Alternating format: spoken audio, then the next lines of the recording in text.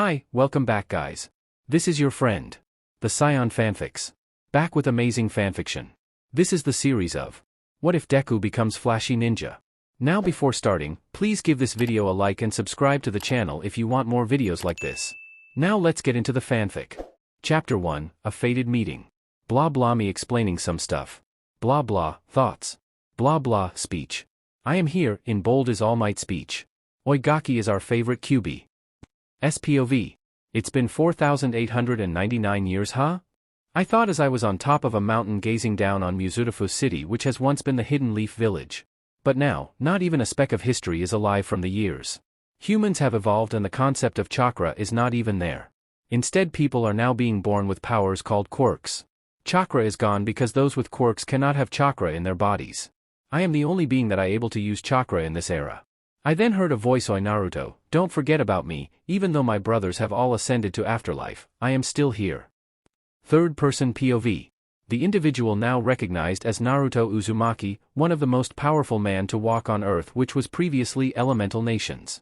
One man who was cursed with immortality with only one way to leave this place. But has been waiting for the opportunity to show up. The man still looked as he was the day he became the Hokage, but his eyes has dulled, not showing the longing and life that it once had. The man then jumped down from the cliff as he applied chakra to his feet and started running down the mountain at an extraordinary speeds. Once the man reached the bottom, he ventured into the city for a walk. Walking through the neighborhood while looking around the various buildings, women carrying groceries while talking to each other, middle school and high school students lively chatting with each other as they were returning home. He was thinking how much things have changed since arrival of quirks. People with powerful quirks formed together a profession called heroes to protect people against the criminals and murderers who are misusing their powers for inhuman acts. He is happy since it was a noble idea when was first implemented, but after 100 years. Not everyone was a hero for protecting people. Some were in it for popularity, money and etc.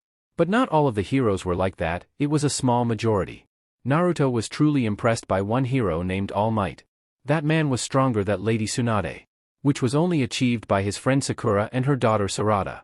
And Naruto can see that the man was passionate about saving others and took his responsibility very seriously. Naruto also felt sad for the people who were born quirkless, which is a small majority of 0.0004%, and the ones who were born would suicide or be killed off by the age of 13. Naruto was disappointed in the views of society where power and fortune is the only importance. Naruto was about to pass through a park when he heard the sound of small-scale explosions and looked to his right to see a bruised green-haired child on the floor with burned marks, bruised skin, and 3 other children standing over him with a cocky smirks as the blonde one said, "I hope that teaches you a lesson, quirkless Deku," with the other 2 laughing. Naruto was getting angrier each second and was about to teach the 3 kids a lesson when he heard the nearby adults say, "Isn't that the quirkless kid who lives in the apartment?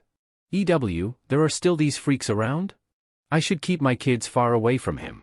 I heard few people living in the same apartment even moved out from there. Why doesn't the owner kick the trash and his family out? Apparently the apartment is owned by the child's mother.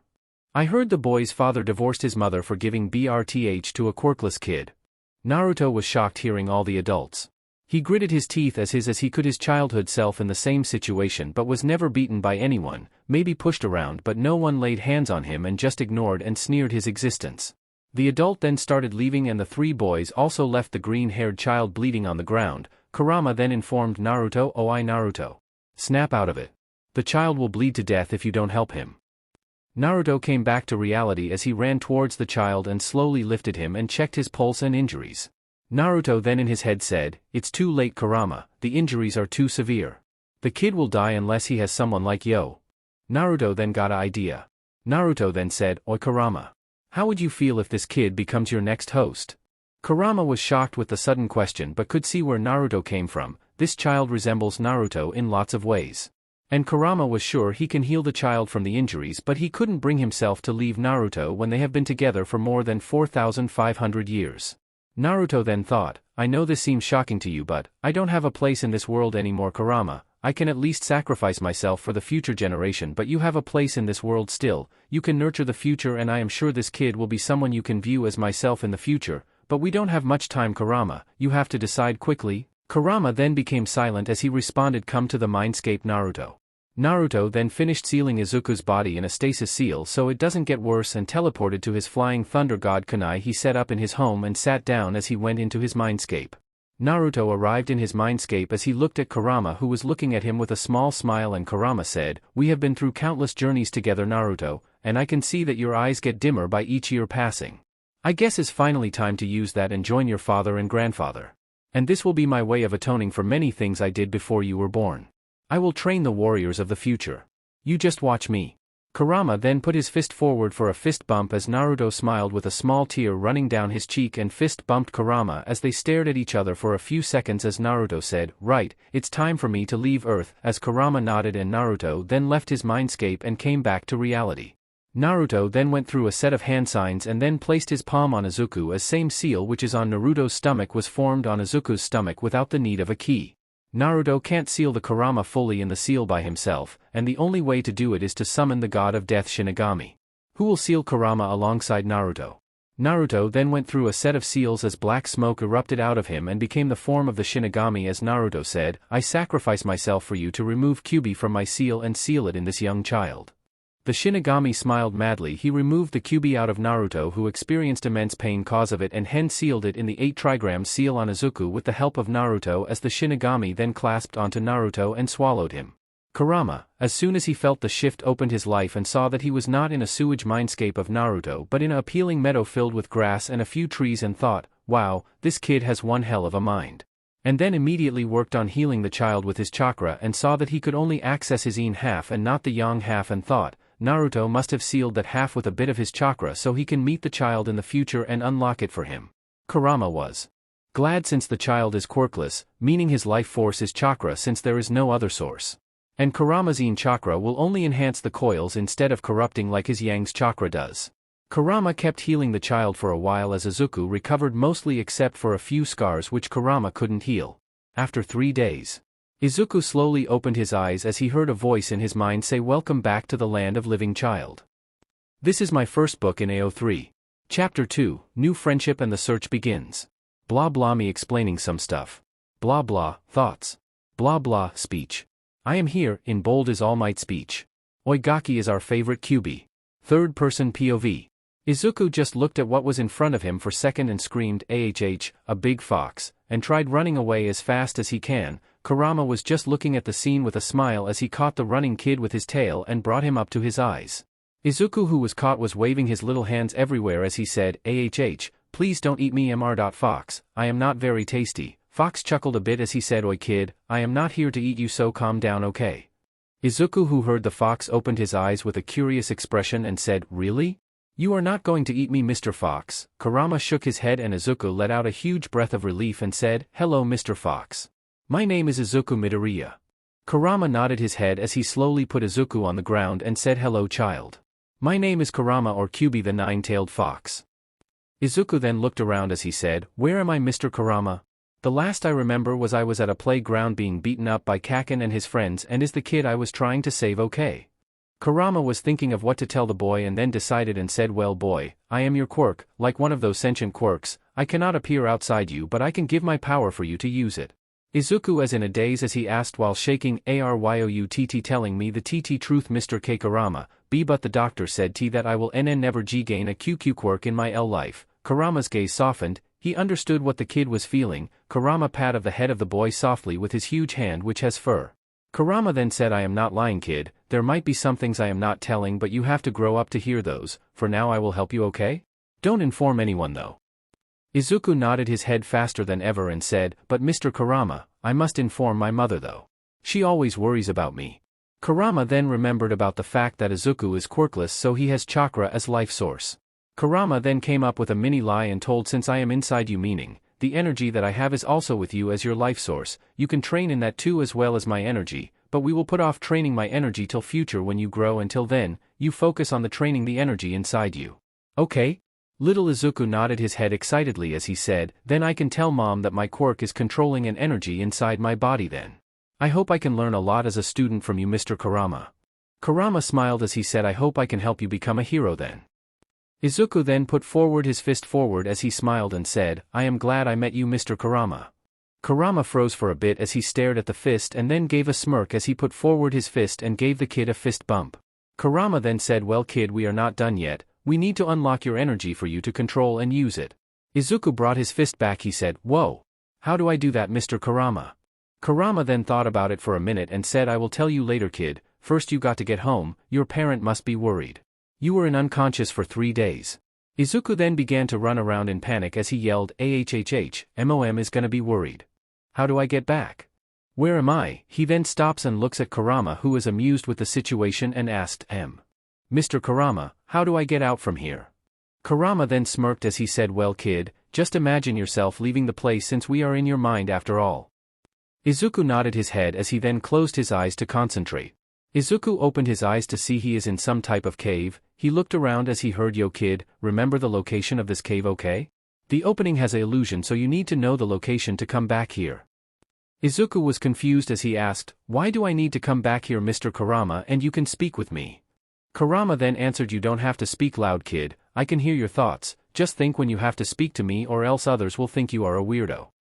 Izuku then thought, I understand Mr. Kurama. Kurama then replied, good, you need to know this place because there are many things around which are related to the energy you have, you can learn from it once you unlock your energy. It was written by the person I was previously inside. I came inside you after he died. Izuku could feel that Kurama was feeling down and said, I understood Mr. Kurama, I will make sure to remember this place. Izuku then walked out and looked behind to see that there was no entrances, but when he put his hand there, his hand went inside. Izuku then went towards the cliff in front of him and saw the whole of Mustafa town. Izuku then odd looking at the scenery and then looked around to see if there was any road in sight. Izuku then saw some of the heroes searching around the place and then yelled, hello Mr. Crosswire, please help. The hero heard the voice and sensed that it was of a little kid and looked at the direction to see a small kid with green hair waving his hands. The hero was happy since they found the kid they were looking for and then pulled out an intercom as he pressed the speech button and said, guys, I see the kid, he is on the cliff side just north to me, Swift, fly to the kid and bring him to us. He got a yes as a response from Swift. But hold on. Why are heroes searching for the kid and not the police, you might be asking?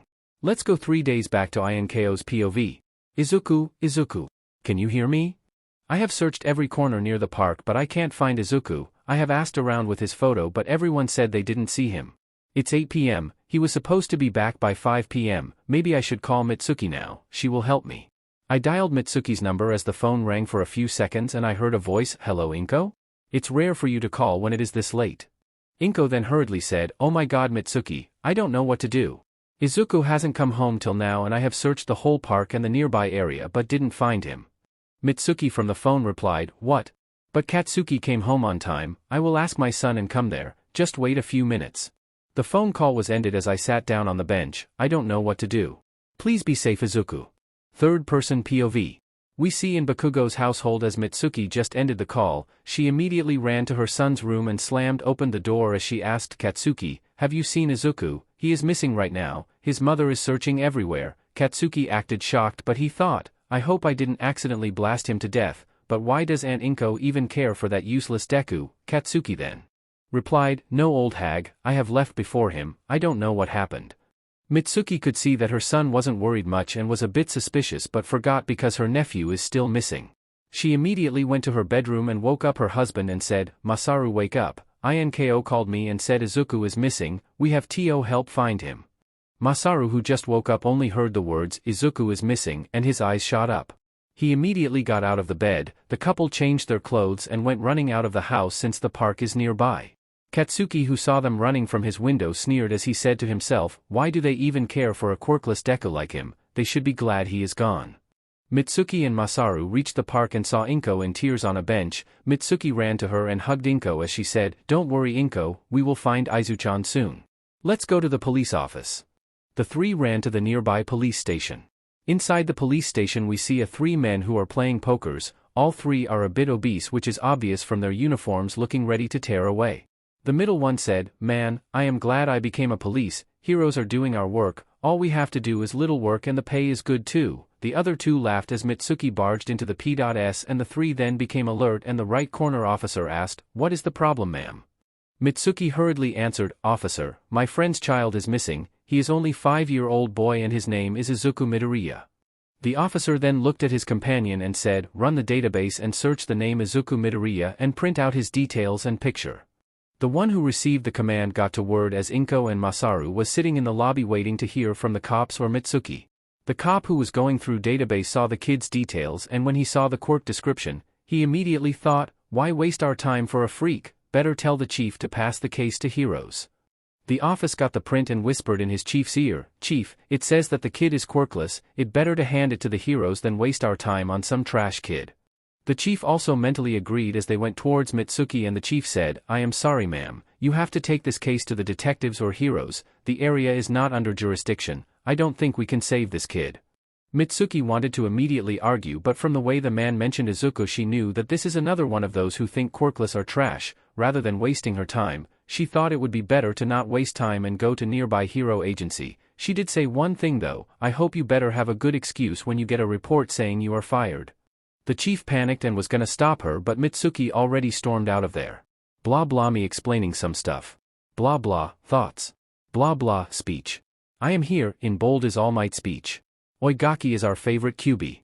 Third person POV.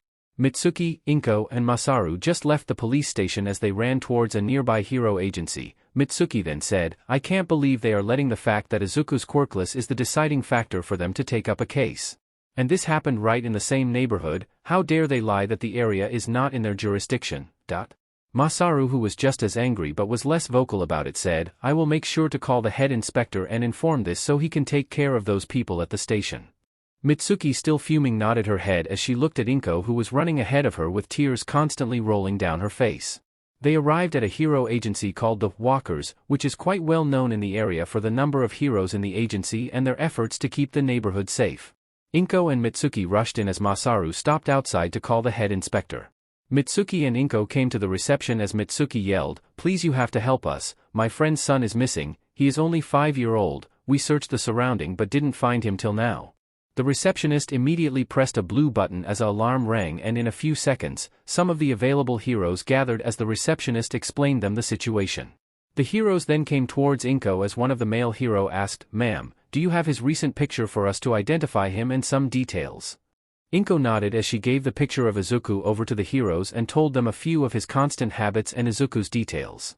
The hero who saw the picture then said, "All right, make copies of this photo," and everyone set out immediately. A chorus of "yes" were heard as the heroes set out immediately. Inko fell down on her knees completely exhausted as the receptionist and Mitsuki helped her to a sofa. Masaru then came in and told them that those 3 officers will definitely get deserved punishment. For the next 2 days, the heroes searched the whole of Mustafa City as they didn't come across Izuku until one of them had the idea to search the hill area. The heroes decided to go there as soon as the sun rises since it's already dark out. The next day afternoon, the heroes were still searching the hill and forest area as one of the heroes heard a kid's voice yell, "Hello Mr. Crosswire, please help." Back to present. Swift brought Izuku from the hill range as the heroes kept asking questions as to what happened, but Izuku only answered, "Please take me to my mom, I want to see her quick," with tears as the heroes decided to have the interrogation after reuniting the kid to his mother. The heroes then returned to the forest entrance as they carefully scrutined Izuku to Inko's address. After reaches the front gate of the apartment, Izuku quickly opened the car door and dashed out of the car and ran towards his apartment as the hero Swift flew up to the first floor and rang the doorbell. The door was open and Izuku came face to face to Mitsuki Bakugo. Mitsuki was stunned for a moment but immediately cried happily as she scooped up Izuku from the ground and hugged him tightly while crying from happiness. Inko and Masaru heard the commotion as they came to the hallway and saw Mitsuki bear hugging Izuku. Inko immediately burst forwards as she scooped Izuku from Mitsuki and proceeded to hug Izuku tightly as both the mother and son started crying in their embrace. After a while, everyone is assembled in the hall with heroes on the big couch and Inko on a sofa with Izuku on her lap as she is still hugging him. The hero Crosswire them asked, "Now ma'am, is it okay if we interrogate little Izuku?" Inko nodded but remembered one thing as she put down Izuku and said, "Izuku, let me remove your shirt to see if you have any injuries." I immediately answered in a bit of a scared tone and said, "NOMOM, I didn't get hurt at all, I am okay." Inko just answered, "For mama's sake, let me check please Izu-chan." Izuku started freaking out as he tried to not make his mom remove his long-sleeved t-shirt, but the effort was futile as Mitsuki held his hands and legs as Inko immediately pulled off his t-shirt. The scene in front of the heroes and the parents were not pretty. Was Izuku had a giant scar on his chest which was in shape of random spikes around a round surface area. There was also many other similar but smaller scars around his arms and stomach and quite a bit of bruising too. Inko let out a cry as she asked, Izuku, what happened? Izuku just stayed silent as he tried to cover up his body with his arms as the heroes and the Bakugo adults snapped out of their stupor as one of the heroes came forward and said, Miss Inko, can I please check your son? I have experience in medical field, maybe I can see what kind of scaring it was. Inko just nodded silently with her hands clenched as the female hero went towards Izuku, still trying and failing to hide his scars with his hands as the hero with a bit of force held Izuku's hand and inspected the scars. After contemplating for a while, the hero turned to others and said, I have observed these kinds of scarring on people who have survived explosion even after being in range of impact. This is most likely the work of a kind of explosion quirk. But the fascinating thing is that his body is completely fine as though his injuries were treated but only the scars were left. This put off everyone since there was no way that someone can be treated within a short period of time. Izuku then suddenly said, I have awakened at a Q quirk. Everyone in the room froze suddenly as Mitsuki then asked, Is it true, Izuku? Izuku then smiled as he said, Yes, Aunt Mitsuki, my quirk is being able to control the internal energy in my body. One of the heroes asked, this might be a chance that his sudden quirk awakening might be the solution for this healing. The heroes couldn't help but agree since quirks were always mysterious and there was no other lead for them to figure out how Izuku was healed at an abnormal rate. Kurama, who watched the scene unfold, immediately realized that Izuku said his quirk in order to distract the adults from asking him more questions which might make him reveal what truly happened. Thought, this kid is too kind and forgiving for his own good, I can't let this go on and affect the kid's growth, seems like I have to reveal myself earlier than expected. Kurama then took over Izuku immediately. This was only possible since Izuku's mind is weak at present and vulnerable. For others, Izuku's head immediately went down as Inko quickly asked, Izuku, what happened? Izuku then rose his head up as everyone were surprised as they saw two crimson eyes instead of his emerald ones. They then heard Izuku say, Fear not everyone, kid lied a bit about his quirk but that was according to my instruction. I am Izuku's quirk, I am like one of those sentient quirks, I cannot appear outside Izuku but I can give my power for him to use it. But Izuku didn't completely lie since I awakened inside him. He also has internal energy. I took over his body since he is not willing to reveal anything that happened to him. Everyone was astonished as they asked him more questions about himself as Izuku's quirk. Kurama cleared the doubts and also said that he can only take over Izuku when his mind power is weak and vulnerable. Everyone finally calmed down as Mitsuki finally asked, What really happened, Kurama-san? Kurama as Izuku then answered, As you know, I was dormant inside Izuku waiting for him to age up so he can awaken me, but I can see his life. After he was declared quirkless, he was completely ignored and mistreated by his class peers and teacher who also ignored him. People also in his neighborhood will silently whisper about him behind his back and made their children avoid him like a plague. Izuku heard everything but just kept smiling and went along as if nothing is wrong, but he started thinking that others were true. Inko fell on her knees as she said, My poor boy has went through this but never said anything to me. I couldn't even see the pain and his makeshift smile. She started crying as Kurama then said, It's not your fault, Ms. Inko. Izuku was never physically bullied until recently, so there was no way you could know since Izuku always put on a wide smile even when he heard the whispers about him. Inko could only nod weakly as Mitsuki caught on to the words and seriously asked, Wait, you said never physically bullied until recently, what do you mean? Kurama then said, Mitsuki-san, these scars were the result of 3 kids beating him as they wanted for hours till they left. Mitsuki then felt dread as she slowly but shakingly asked, Was Kei Katsuki one of them? Inko and Masaru immediately turned to Mitsuki as they said, How could you say that Mitsuki, Izuku and Katsuki are best of friends? Yes dear, Katsuki might be brash but I am sure he won't bully his best friend since birth. Kurama cut of Masaru as he said, Yes, you are correct Mitsuki-san. What happened 3 days ago was your son leading a group of 2 kids and himself were bullying a kid until Izuku came over and said you son to stop being mean to others, but your son and his group decided to shift their target to Izuku as your son fiercely used his quirk on Izuku till he was in near dead state. That was when I was able to awaken and sacrificed half of myself to restore Izuku and took control as I went into the hills till Izuku can heal, which took 3 days. Important note, after Kurama was transferred to Izuku, he got Izuku's memories so he came up with the dormant quirk stuff, and the incident narrated to not let Naruto's identity be disclosed. Mitsuki and Masaru were frozen in shock as they fell to the ground as Inko just fainted from the emotional roller coaster. The heroes were also shocked, but one of them said, "I am sorry, but we have to hand over your son and his group to the court, Miss and Mr. Bakugo, only they can decide the judgment." The Bakugo adults just stayed silent as they decided to. Blah blah me explaining some stuff. Blah blah, thoughts. Blah blah, speech. I am here, in bold is All Might speech. Oigaki is our favorite QB. Third person POV. The Bakugo couple decided, as Masaru said, "This is also our fault and we should take responsibility too, but is there a way our Katsuki can't face severe punishment?" A hero familiar with being a parent has said, "This is not a behavior a 5-year-old can have. Maybe your child was influenced by someone in order to get this way. I know a police interrogator with a quirk which makes anyone he asks a question, answer with only the truth, but it can be only used on one person only in a day. I can call him to help us." Everyone agreed as the hero who gave a suggestion went out of the room to make the call while Mitsuki and Masaru were crying as they were apologizing to Inko and Izuku, who regained control as Kurama retracted his control. Inko was trying to get them to stop as Izuku was confused as to what just happened. He blacked out, and when he came to, he was seeing his aunt and uncle crying and apologizing to him. The hero came in as he said, "The interrogator decided to meet you in front of your house, Miss Bakugo. We will leave the case to the interrogator. I feel like the less people, the better for you guys." Mitsuki nodded as she said, "I thank you for your consideration. And thanks to all the heroes here for helping us find my nephew." The Bakugo adults and Inko bowed their heads as the heroes said their goodbyes and left. The Bakugo adults and the Midoriyas started walking towards the Bakugo household. After a few minutes, the 4 people arrived as they saw a man in front of the Bakugo household. Mitsuki went up to the man and asked, "Excuse me, are you the interrogator that Hero Swift told us about?" The man nodded and said, "Yes, Miss Bakugo. I also saw the details sent by Swift. Here is my license." Mitsuki nodded as they all entered into the house. Katsuki, who was in his room, heard the door open and rushed down to greet his parents. Katsuki came into the hall with a cocky smirk as he asked, "Has Deku been found yet?" Mitsuki was shaking in anger as she saw Katsuki's way of asking for Izuku.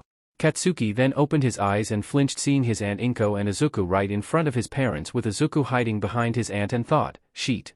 Did the useless nerd snitch on me? Bah, they won't consider quirkless Deku's words anyways." Mitsuki turned to the interrogator as she nodded at him, and the interrogator walked towards Katsuki and stood in front of him as Katsuki, intimidated a little by the tall man, asked in his usual tone, "And who is this geezer?" The interrogator sighed as he focused his eyes, which glowed blue, and asked Katsuki, "Now you will answer all my questions for the next hour with only the truth." Katsuki was weirded out and asked, "What the hell is this creepy geezer doing, old hag?" Mitsuki just went behind Katsuki as she firmly held his hands to prevent him from running around.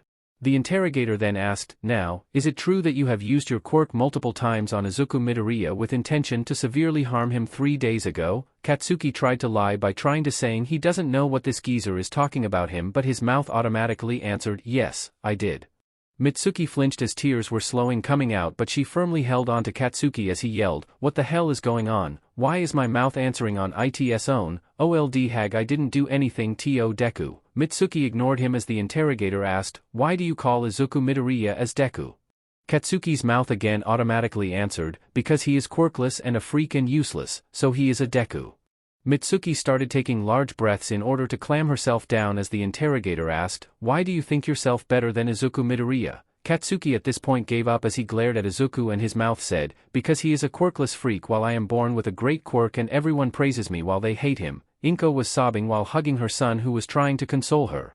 The interrogator then asked, "What do you think about your classmates?" Katsuki's mouth answered, "They are just stepping stones meant for me to climb over to be the strongest hero." The interrogator sighed as he finally asked, "Why do you bully other kids?"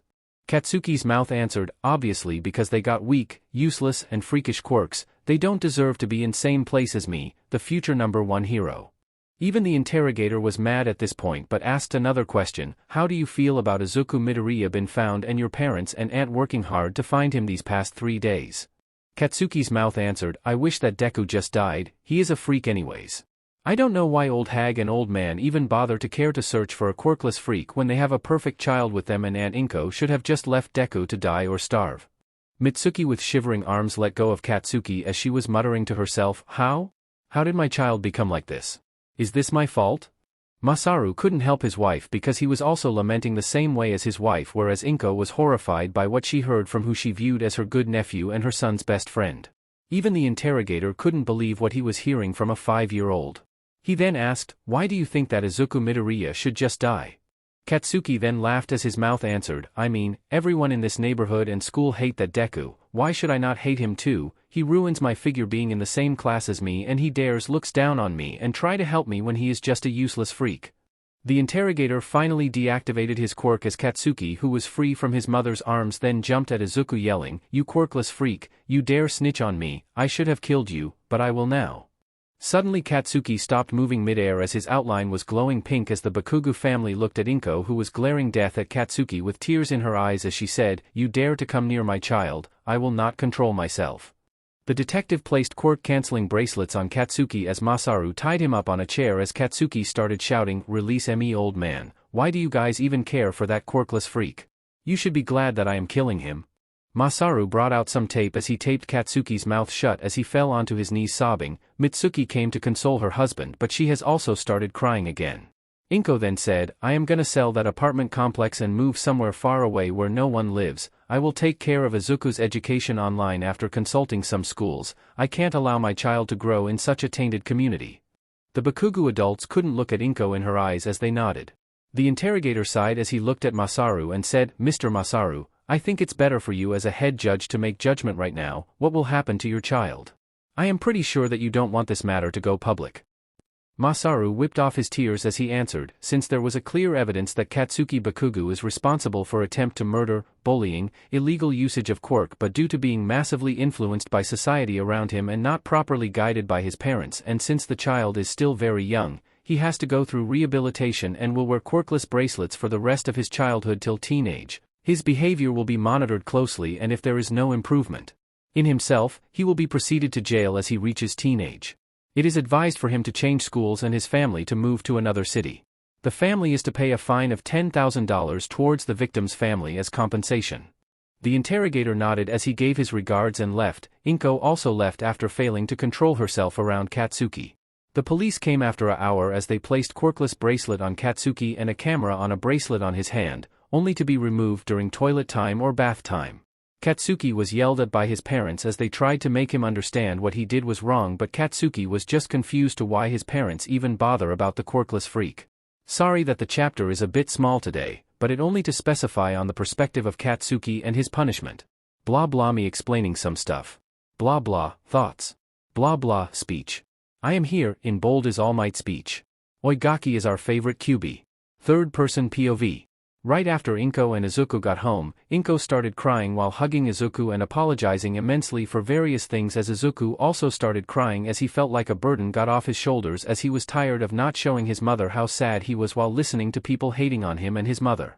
After a while, Inko calmed down as she then went to Aldera's elementary school and went straight to the principal's office as she first signed a letter to drop out her son from that school and said to the principal that they will definitely suffer the consequences, but the principal ignored that threat since it is from a quirkless child's mother and he can just bribe the police who will not be interested in the case anyways.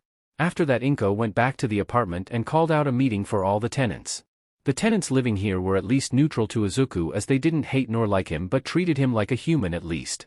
Inko then explained what happened to Izuku, but in place of Katsuki she placed a random person as she told the tenants. The people were shocked as they started asking questions to whether Izuku is fine or not, but Inko said that Izuku is fine but decided not to come out of his room for the time being, and he also finally got his quirk. The tenants congratulated Inko on her son getting a quirk he yearned. Inko then told about her decision to sell the apartment complexes. The tenants were worried since Inko was a good owner and never took any extra rent from them in the form of maintenance, but Inko reassured that she will make sure another good person will be the owner. Afterwards, the tenants asked why she chose to sell of the apartments. Inko answered about her decision with Izuku. The people approved and told her that they will give the month's rent even if it is too early, as the month just began and they already paid their rent, but chose to help her at least a little with finance. Inko cried in happiness as some of her friends consoled her and told that they will help her in future as they apologized for not being a better neighbor for Izuku. Inko smiled and reassured that she is not angry at them and told them that she was glad that they at least treated Izuku like a normal person, unlike most of the people in the nearby houses and the city. Inko then went to an agency to hire an agent so that he can get a deal on the apartment for her on her terms. Time skipped to 1 week after Inko hired an agent. The agent tried his best the week, but no one accepted Inko's terms as they saw that she was being too soft. The agent grumbled about the greedy people since he himself lives in an apartment and feels like Inko's terms are fair and just. He then started giving out advertisements online. We then move on to Yaoyorozu Group's owner, Mr. Akira Yaoyorozu.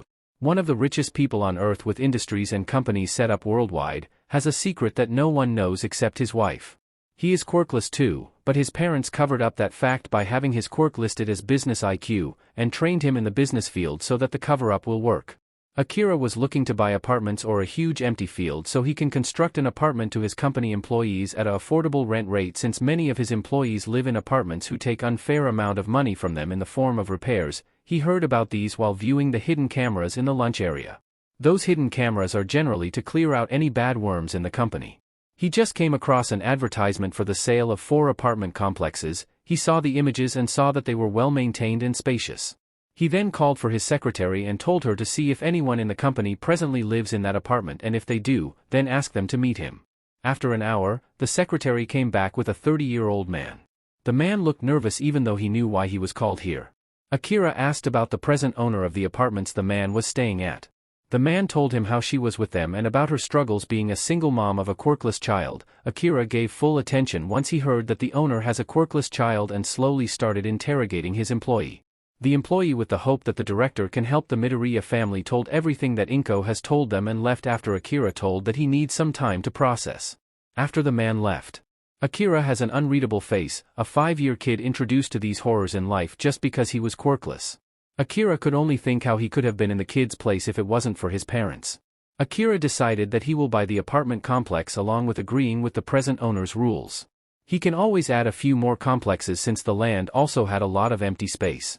The present price for the complex is $400 million, which was fair considering the huge space and the 4-15-storied complexes, each floor having 4 double-bedroomed rooms.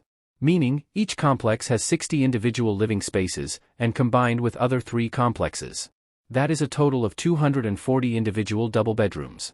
Akira then contacted the agent who was acting as the mediator in the whole transaction and asked them to arrange a meeting between Akira and Mrs. Midoriya. The agent agreed as he informed Ms. Midoriya. Inko agreed to meet the potential buyer the next day. Inko was also shocked that someone of such a high caliber is interested in the sale of her apartment. The next day, it is 9 a.m. in the morning as Inko is waiting at the entrance gate of the community. A black armored Mercedes-Benz limousine rolled up along with SCRT vehicles. Bodyguards came out of the SCRT vehicle and opened the door to the limousine as 2 black-haired adults, 1 male and 1 female looking to be in their early 30s, came out along with a 5-year-old girl with a spiky ponytail who was hiding behind her mother's leg. Inko was wearing her usual outfit. Akira was wearing a black suit and his wife was wearing a women's suit. Inko nudged her son on the head who was hiding behind her as Izuku came out from behind her and said, "Hello Mr. and Miss Yaoyorozu, my name is Izuku Midoriya." With a curt bow as Inko also bowed a little and said, "And my name is Inko Midoriya, the present owner of this community."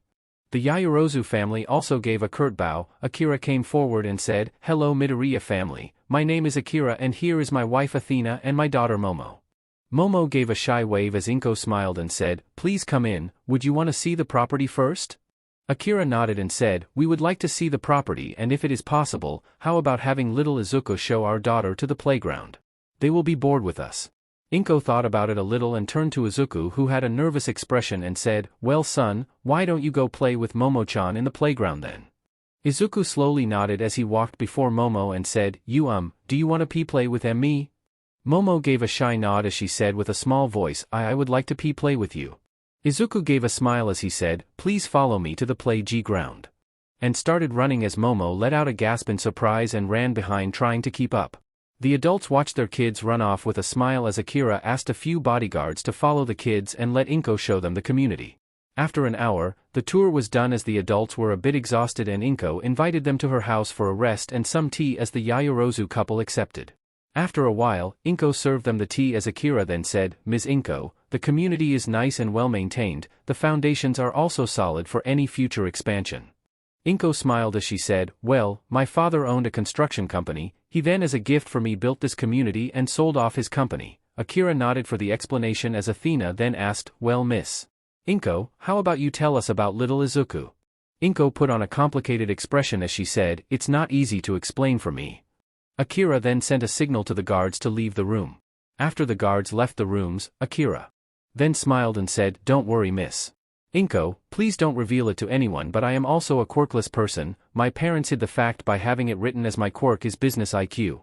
I have heard about your situation from one of my employees living in your community. I can't express how I felt when I heard how a child, 5 years old no less, has to suffer this much." Inko smiled as a tear slid off her eye as she explained to them about all that has happened to Izuku, excluding Bakugo from it again. Akira and Athena listened attentively as they heard how much Izuku was discriminated against by the school, police, people and kids. At the end, Inko was sobbing quietly as Athena was trying to console her with a hug. Inko then explained her plan about moving to a place a bit away from the city with no one around in order to let Izuku grow without his fears. Akira then said, "I do have a villa in the hills behind where I live, Miss Inko. It also has no one else living in the surroundings. And since it also comes in part of my property, it is also secure from thieves. I can sell it for you since I do have no use for it." Inko then thanked Akira for his offer. Akira then said the price is $1.8 million. As Inko said, "You can deduct the villa price from the price at which you will be purchasing this community." Akira nodded as he said, "I am glad that our kids can meet. Momo is always isolated from others for her safety and homeschooled, so she hasn't met a lot of kids her age." Inko nodded as she said, "Izuku used to have a lot of friends till his status of being quirkless got out. I bet he doesn't have to suffer that anymore." Akira, with a tone dipped in confusion, asked, "May I ask why?" Inko smiled as she said, "Now my son got a quirk. It's a sentient quirk living inside his body, and as a side effect his body created an energy which can be used in many ways."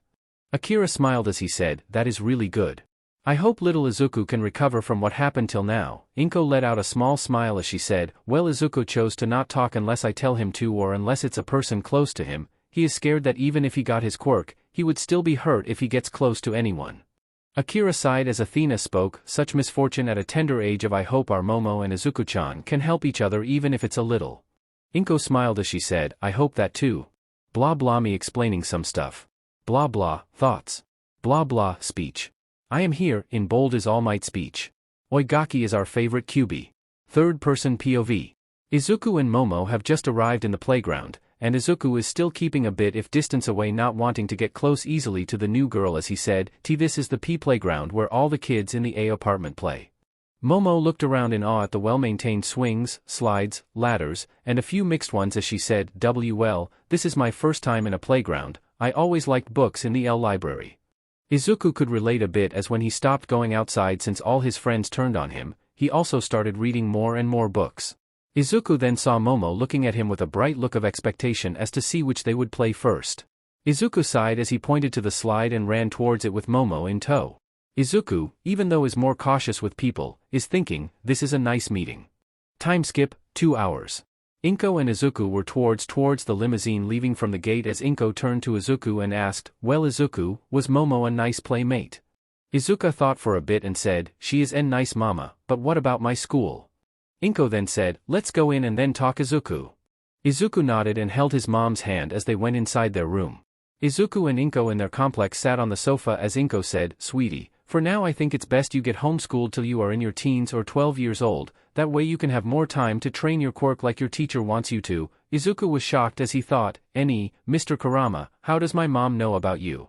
Kurama sighed as he answered, "Kid, you were too forgiving and was gonna let that explosive brat get away with what he did to you. He should have known the consequences but he still did it, so I took control for a while and told everyone about my existence as a sentient quirk and teach you how to use chakra. They know it as internal energy though, not chakra." Izuku, still a bit peeved that Mr. Kurama told them everything, just sighed as he looked at his mom who was giving him an amused look. Seeing all the interested expressions that Izuku was giving out, Izuku then coughed to get attention and said, "I see mama, this way I can grow quickly to be a hero and not have to face those people again." Inko could see how deeply her kid was affected unconsciously by everything that happened. She could only hope that Yaoyorozu's family can light his heart a bit at least. Inko then informed Izuku about the sale of the apartment and where they are moving to in a month. Izuku nodded for everything as he was just about to leave, but from inside his mind, he heard, "Kid, quickly ask your mom to buy you a calligraphy set and a few extra bottles of ink, ask questions later." Izuku, who was about to leave, nodded as he turned to his mom and asked, "Mom, Mr. Kurama is telling me to ask you to buy me a C calligraphy set and some extra B bottles of ink too." Inko understood that and didn't need to ask why since she trusts Izuku's sentient quirk. Inko pulled out her phone and looked online for a few options and bought a set which also provides extra ink and paper. Meanwhile, Izuku arrived in his room and sat on his bed as he mentally asked, "Why do I need a calligraphy set, Mr. Kurama?" Kurama thought a bit and answered, "Well kid, my previous user was good at using chakra in various ways. I will tell them to you after you grow up bit, but we are gonna practice your handwriting with the brush and for you to improve your strokes, so learning calligraphy is the best for now." Izuku processed what Kurama said and answered back, "Okay Mr. Kurama, you are my teacher from now on, so I will learn whatever you teach me." Kurama grinned as he said, "Well brat, after tonight, when you sleep, I will pull you here and show you the basic strokes of calligraphy. Don't worry about materials, you can imagine them appearing since it's your mind."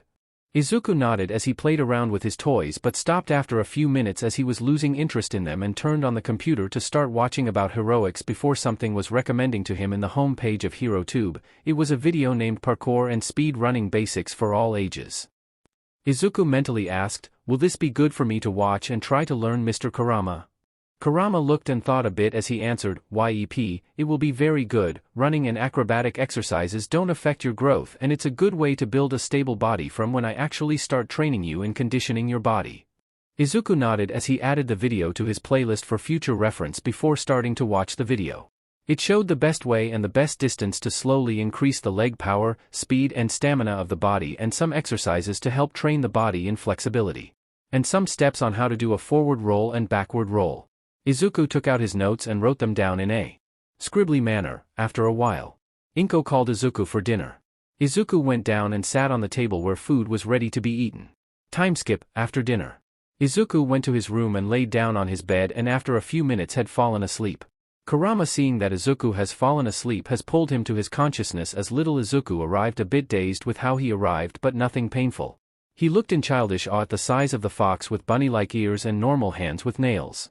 Izuku then said, "Wow, your tails look so big and fluffy."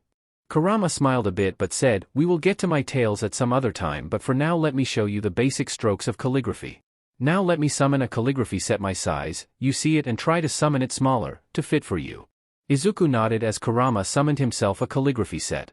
Izuku tried to do the same and after a few attempts was successful. Kurama nodded and then said, "Here is how you make the ink. This thin black stick is the ink stick called sumi stick, and the stone which you use is called suzori. You basically pour a little water as you rub the ink stick on the ink stone to prepare ink. Of course this is the tradition way. You don't necessarily need this method as you can buy ink of bottles outside, but I will show since it is more effective in near future." Izuku nodded as Kurama dipped the sumi in water and started rubbing it forward on the suzori. Izuku started copying the action. After half an hour, Kurama followed by Izuku stopped as Kurama said, "Yash, that should be enough for you to practice here. Now take the brush and hold it in between the brush using 2 or 3 fingers."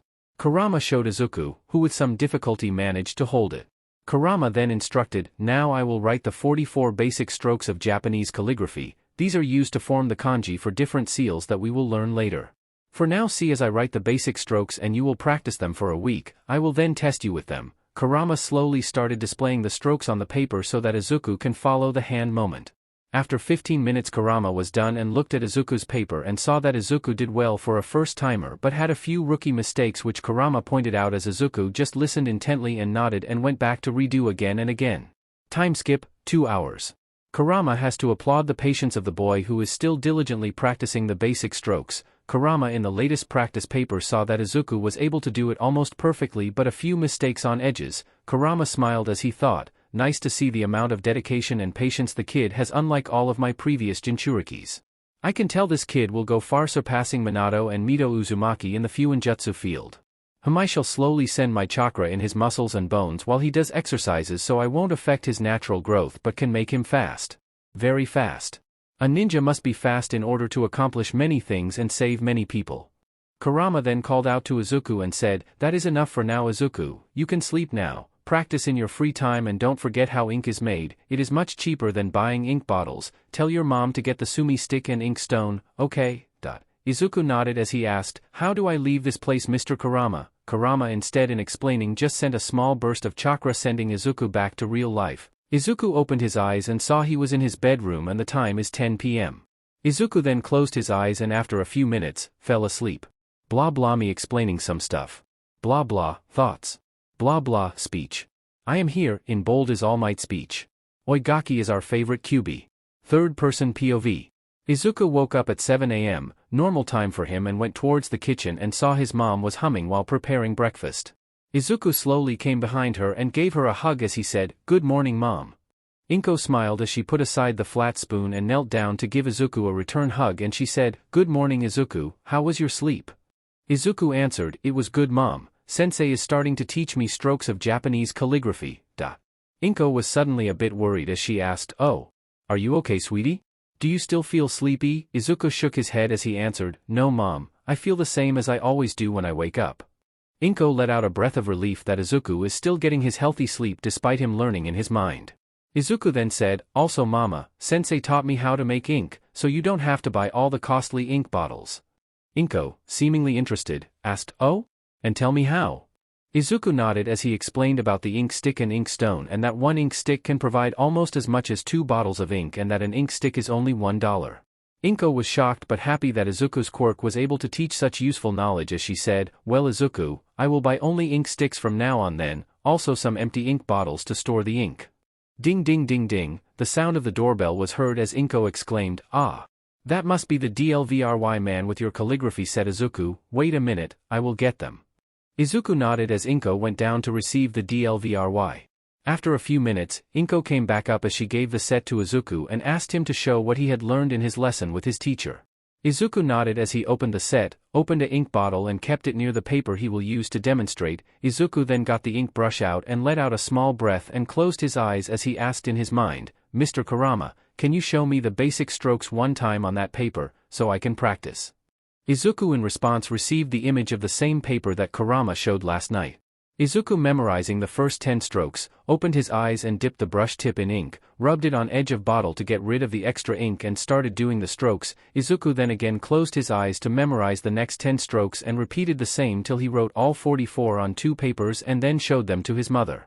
Inko was really impressed. Calligraphy was a minor subject in middle schools, they only taught and made the students memorize the 44 strokes. If Izuku is being taught this at such an early stage, then maybe this is related to his quirk training. Izuku, after noting the strokes, started practicing them repeatedly. A week later, Izuku just woke up and cheered as he passed the exam from Mr. Kurama regarding the 44 basic strokes. Today is also the day the Midoriya family will move to their new villa on Yaoyorozu's property. Inko spent the whole week packing for this day and helping Izuku with minor mistakes on the strokes. Being an ex-member of the calligraphy club in high school, Inko would like to say she is pretty good at it. The doorbell rang as Inko went to receive it. Inko was greeted by the Yaoyorozu family as she opened the door. She cheerfully invited them inside. Momo went to look for Izuku and found him eating breakfast. Momo went up to his set as she greeted, "Good morning, Izuku-san." Izuku gave a small unnoticeable smile in return as he answered, "Good morning, Momo-san. Did you have your breakfast yet?" Momo nodded her head fast as she beamed and answered, "My mama made my favorite today. It was pancakes with chocolate syrup." Izuku let out a small chuckle as he said, "Wow, I am also having the same breakfast, Momo-san." Momo beamed as she asked, "See, can I have a small bite, Izuku-san?" Akira, Momo's dad, was about to stop his daughter but was interrupted by his wife, who put her hand on his shoulder and shook her head no. Izuku gave a smile as he picked out another fork from the table and cut a piece using the knife. Using the fork, Izuku picked up the pancake piece with extra bit of sauce and put it near Momo's mouth as he said, "Here, Momo-san, say ah." Momo gave a wide smile as she opened her mouth and ate the piece from the fork.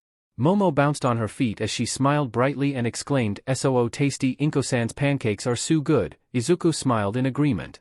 While the parents smiled at the scene, finally able to see their lonely kids being happy with a friend. Momo ended up having 2 more bites as insisted from Izuku, and they both went outside to the playground till the movers finished placing the furniture and items inside the trucks. Inko then gave a smile towards Athena as she said, "Thanks for coming with Momo-chan, seeing Izuku finally having a good friend brings me joy." Athena nodded as she said, "It's the same for Momo, she has no friends too. This arrangement will definitely help them both and maybe help Izuku-chan recover from what happened." Akira nodded as he left his wife to chat with Inko and went to look around their apartment. Akira just entered Izuku's room and saw it was clean and there were many papers on the study table with the basic strokes of Japanese calligraphy practiced over and over again. Akira could see that the dustbin was filled with papers too. After checking the papers, Akira thought, interesting, to be able to learn the basic strokes in an almost perfect manner at such a young age is almost unheard of. Akira saw that there were toys representing heroes, a few car toys and a computer in the room. Akira was gonna leave until he found a diary hidden behind the keyboard in the slide section. Akira read the diary and became interested in it. After a few minutes Akira finished reading. As he sighed, he could feel the confusion of the kid, why everyone turned on him suddenly. Akira sighed and hoped Momo will be able to help Izuku more than he thought. Akira came back to the living room in time to hear Inko say, I am choosing for Izuku to get home study from now on until he grows into his teens, so he will grow in a friendly environment too. Akira then announcing his presence said, well, why don't he attend the classes with Momo then? Athena's sister teaches Momo, we can pay her Izuku as well, then they both can attend together. Athena also nodded excitedly with the idea, it would be good for her daughter to have company while learning. Inko thought for a bit and then agreed with Akira's suggestion. 2 hours later. The movers finished loading the items into the trucks. The parents called the kids who got back a bit sweaty and exhausted as the mothers cleaned the sweat using a handkerchief. Both families got into the limo and Izuku looked at the inside in awe. After a half-an-hour drive, they arrived at the Yaoyorozu mansion. Inko and Izuku looked at it with awe while Momo, who was excited, quickly took hold of Izuku not noticing him flinching and dragged him off to show him around her house.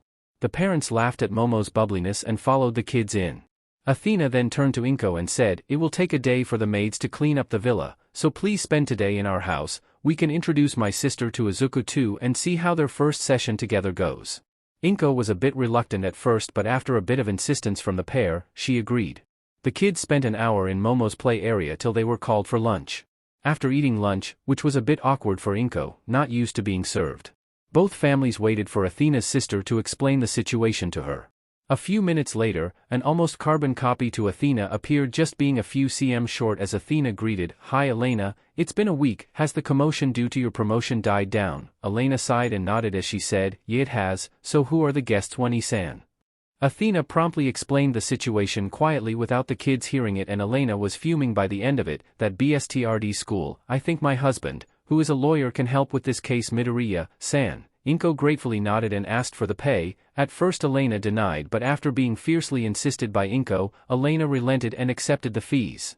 Elena then goes towards Izuku to greet him. The scared expression and the clear face of distrust did hurt a bit. Elena managed to introduce herself to Izuku, who just nodded without saying anything. Inko said that he will be homeschooled along with Momo every day from Monday to Friday. Izuku agreed and they had their first study session. They study for 3 hours every day. Both Izuku and Momo seemed to enjoy their session. There were basic additions today as well as Japanese alphabets. Izuku and Momo seemed to be competing a lot, as Elena was shocked that Izuku's old school didn't recognize such a genius. By 4 p.m. their study session ended and the kids went to do their homework and play again, while the adults with Elena waited for Elena's husband to arrive so that Inko could raise the complaint. After Alan arrived, Elena explained the details to her husband, who after thinking about said, this is a tricky case. Without evidence, we can't sue the school unless we can somehow create legal evidence. Akira, who was listening, said, why don't we hire someone with a transformation quirk, make him transform as a kid and enroll them there as a quirkless status, we plant a voice recorder and camera on them. We should be able to gather the evidence on their treatment towards the quirkless, which should be enough evidence. Alan exclaimed, that's a marvelous plan, brother. It will work if we get the permission from the head police, who luckily is a friend of mine and will surely agree with us. Inko was a little teary at the end as she bowed her head and said, thank you so much for everything you guys are doing for my family. Athena hugged Inko gently from the side as Inko started crying and hugging back. After a while Inko calmed down and filled in the case details. Elena and Alan left as Athena pulled aside Inko to get to know her more, since they will be best of friends eventually. Akira left alone, just sweat dropped as his wife abandoned him. He sighed and went to check on the movers at the villa. Blah blah me explaining some stuff. Blah blah, thoughts. Blah blah, speech. I am here, in bold is All Might speech. Oigaki is our favorite QB. Third person POV. The Midoriya family spent the night in the mansion and finally checked the villa they were gonna move into. It was a 3-storied villa, with a hall, kitchen and 2 bedrooms in first floor.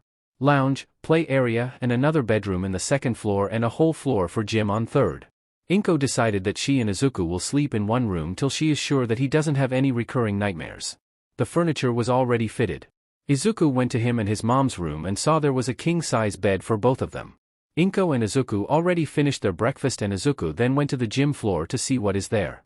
As soon as Izuku arrived, he saw a treadmill, huge trampoline, balance ball, skipping rope, a long length of jumping mats for him to practice his speedrunning tricks without hurting himself too much. Izuku also saw hand grips and dumbbells on the floor in various weights from 1 kilogram to 20 kgs. Kurama, looking through Izuku, exclaimed, "This equipment is perfect for your practice, my child. Now let's start with stretching like you saw in the video." Izuku nodded and started freely swinging his arms side to side, rotating hips, jumping on each legs to get rid of the stiff joints, and was finally ready. Izuku put on some runner shoes and got on the treadmill. Putting the speed at 8 kilometers per hour, Izuku started running. After 20 minutes, Izuku slowly started getting exhausted and paused the treadmill. And got off, breathing a bit heavily. Kurama then suddenly said in his head, "Oh, Kit. I forgot to tell you how to unlock your chakra. Let's do it now." Izuku nodded as he asked, "What should I do, sensei?" Kurama felt a bit of pride being called sensei and replied, "Sit in a meditative position and only concentrate on reaching to a warm energy in your. When you reach it, you will see various rings appear. Guide your chakra through them and you should be done." Due to the walls being soundproofed, there is no disturbance to Izuku, who told his mom that he will be at lunch at 2 p.m. Izuku then sat down cross-legged and slowly steadied his breathing and closed his eyes, searching deep into himself. 2 hours has passed and Izuku didn't even move for flinch. That amount of concentration he had was extraordinary. Kurama thought to himself, if Naruto had this kind of patience and concentration, he would have been a legend by 14 itself. This kid is a true hard worker. You made a good choice, my friend. Izuku was lost to the feeling of time, only devoting himself to reach for the slight warmth feeling that he seemed to be getting closer to. Izuku then saw a blue flame-like energy in front of him. In his conscious, Izuku slowly grabbed the flame, feeling it as a part of his own and looking around, seeing many circle patterns that his sensei told him about. Izuku slowly willed for the chakra to start flowing in a serene manner through the loops, one at a time. After 20 minutes, Izuku managed to pass his chakra through all of them, felt a burst of energy as he opened his eyes. Izuku can see transparent blue energy called chakra around him. Izuku went to a nearby mirror and saw how the chakra looked. It looked denser from the outside. Izuku then stopped the chakra from flowing out of his body, let out a breath of exhaustion. The process was really consuming and Izuku asked, "Did I do it right, sensei?" Kurama grinned madly. "This kid. He will achieve things no other ninja was able to." He replied, "You did really well, Kit. Now have lunch and you will see the changes in your body after." Izuku nodded and saw that it was 1 p.m. and felt a lot of sweat on his body. Izuku went to have a shower. After the shower, Izuku came down and greeting his mom and sat on the table. The duo had their lunch and Izuku took his bag and ran to Momo's house for the study session. Izuku could feel he was lighter and run faster than ever. Izuku was able to run at 18 kmph, which is more than the speed of an average adult without physical enhancement quirks. Izuku reached his destination in 4 minutes and didn't feel even slightly winded. Greeting his teacher, he sat beside Momo listening intently. After 2 hours and 30 minutes, at 5 p.m. Due to the lesson being completed early, Miss Elena left and Momo and Izuku went to the library to do their homework together. After an hour of spending time together doing homework, playing tag where Izuku had to slow himself for Momo to catch him at least a few times. Izuku then ran home giving a hug to his mother and looked at the time. Seeing it was still 7 p.m. Izuku looked at his mother and said, "Mom, I finally unlocked my internal energy this morning." Inko gave a wide smile as she said, "That is good, Izu. Now have a bath and get ready. Momo's family will be here for dinner." Izuku nodded and went for his bath. After a long bath where Izuku felt relaxed, he dressed up and came back to see his mom talking to Momo's parents, while Momo, as she looked at him, gave him a bright smile and a wave. Izuku gave smile and waved back as he greeted Momo's parents and they all went to have dinner. The Yaoyorozu family fully complimented Inko's cooking while Athena was having stars in her eyes asking for the recipes. After an eventful dinner, it was time to sleep, and as soon as Izuku hit the bed he was pulled into his mindscape. Izuku looked at Kurama as he said, "Hello sensei, what are we doing today?" Kurama hummed as he said, "It's time I teach you to write words like fire, wind, water, lightning, earth in kanji. I will demonstrate you these 5, learn them to perfection as these are the bases for attack seals. I will also include storage, explosion. These 2 are most important." Izuku nodded as Kurama demonstrated the kanjis for each 5 elements and storage and explosion. Izuku copied them multiple times for next 2 hours and finally was able to see how each slide makes up the kanji. Kurama nodded as he said, "Yes, that is the most important part. There should be not even a single mistake while making seals. Remember, Izuku, sealing arts are the hardest to learn but are the most useful." Izuku nodded as he continued with the practice. Time skip, 1 week later. This week Izuku solely concentrated on perfecting his strokes, writing them thousands of times. Waking up early, going for a 1-hour run, 30 minutes of practicing front rolls, back rolls, stretching and then breakfast and 5 hours of practicing his calligraphy and then going for class. Izuku would return at 6 p.m. and again practice his kanjis till 8 before dinner, and in his mind, Izuku was finally able to demonstrate all 44 strokes 10 times in a row without a single error. Even the 7 kanjis were demonstrated perfectly.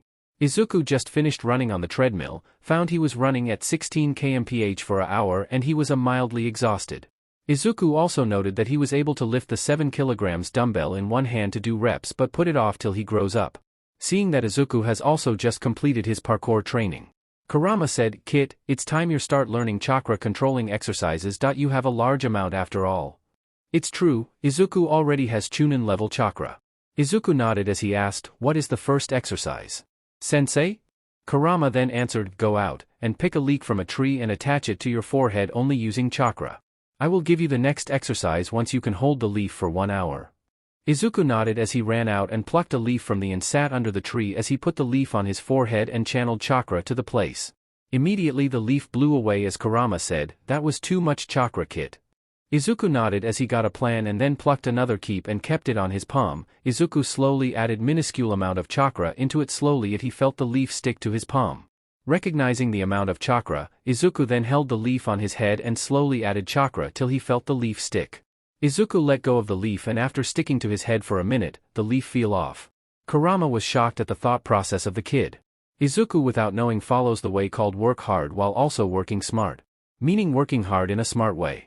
Kurama can compare Izuku to the Yondaime Hokage from the stories he heard. Izuku kept at it for the whole day whenever he had free time and at the end was able to stick it for 10 minutes. Izuku understood that control exercises are not only to control the amount to be used but also to maintain the same stream for a long period of time. Time skip, 1 month. In this 1 month, Izuku got much closer to the Yaoyorozu family and they even went out for some amusement parks and restaurants together. Izuku could be seen have a small smile on his face whenever he was with Momo. Izuku considers Momo someone he can really place his trust in and Momo doesn't leave Izuku's side whenever she see him.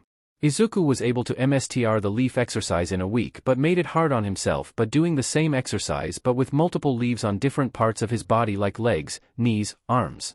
Izuku still did it for 2 hours too, instead of 1. Kurama praised Izuku for it too. Kurama also taught more kanjis for Izuku and thought he can start working with real seals with the level of perfection of his calligraphy but held the idea for a year later. Izuku also slowly stopped trying to distance away from Elena and is now talking with her normally too. Inko and Athena became best of friends quite quickly. They even have sleepovers with kids whenever Akira is on a 1 or 2 day business trip. Izuku perfected his forward rolls and backward rolls and also the cartwheel, Izuku now training for his flexibility. Momo also started running as she wanted to do the same as Izuku as she said to her parents who agreed and installed a treadmill in her play area and the same long jumping mat that Izuku has. Blah blah me explaining some stuff. Blah blah, thoughts. Blah blah, speech. I am here, in bold is All Might speech. Oi kid. Is our favorite QB. 3rd person POV. Izuku was progressing fast and Kurama has his plans for today. Izuku just finished his morning run and was about to move on to his parkour training when Kurama suddenly said, "Wait kid, it's time for you to learn the second chakra control exercise. I think you can get this one done relatively quickly." Izuku stopped walking as he thought, "Alright sensei, what is it?" Kurama answered, "It's called the tree climbing exercise, but instead of climbing it with your hands and legs, you must push enough chakra to the bottom of your feet or shoes to stick to the tree. The advanced form of this one is to jump from trees randomly on their sides." Izuku nodded understanding. Izuku took permission from his mom to go to the group of trees behind the houses. Izuku as soon as he arrived there thought that using the same method as he used with the leaf exercise is best. Izuku lifted one leg, put it on the tree, slowly transferred chakra into it until he felt it firmly stay and lifted himself on the leg. Now standing horizontally on one leg, Izuku put the other leg and slowly channeled chakra to the bottom of the feet. Izuku then removed the first leg and put it even higher and channeled chakra into it, faster than the previous step. After getting to the top, Izuku would slide down and start again. Izuku after an hour found himself able to walk at normal pace, up and down the tree. Izuku then went to get breakfast. Inko who saw Izuku asked, "Izuku, go take a shower and come to eat." Izuku shook his head as he said, "Mom, I will be training for a bit more, I just came to get breakfast." Inko thought a bit and said, I will allow it as long as it doesn't involve sprinting. Okay. Izuku nodded his head and sat on the table and had toast with omelette. After finishing his breakfast, Izuku went back to the tree and started again. After 2 hours. It is 10 a.m. and we can see Izuku being able to run up and down the tree at normal speed as Kurama said, well done, you will continue running up and down the trees instead of your running on a treadmill for the next 1 week for 3 hours, okay? Izuku, who was confused, asked, why? Kurama said, so you can increase the amount of chakra inside you. Izuku nodded as he looked at the time and saw he still had more than an hour of free time. Kurama said, come to your mindscape, I shall teach you something new. Izuku nodded as he sat under the tree and closed his eyes as he was pulled into the mindscape. Izuku bowed in greeting to Kurama-sensei and looked at Kurama, ready to begin. Kurama then created a few shuriken and kunai and said, these are called shuriken and kunai. Shuriken are used to throw at their opponents. It can't kill unless it has wind chakra added to it, so it's a safe throwing weapon for you. These knife-shaped ones are kunai. You can either use them for throwing or close-quarter fighting. I will teach you to throw them today, okay? Izuku nodded as he also created some shuriken and kunai, after a few tries of getting the size wrong. Kurama with his human-like hands showed Izuku how to hold the shuriken and throw it. Izuku managed to hold one properly and throw it but needed to work on accuracy. Kurama then showed how a kunai is thrown and how one finger has to be behind the circle on top of the kunai handle so the throw will go straight instead of spinning. Izuku after 30 minutes managed to throw a kunai straight as Kurama said, you need to acquire them somehow, do think of it. Izuku already has an idea on how to get them.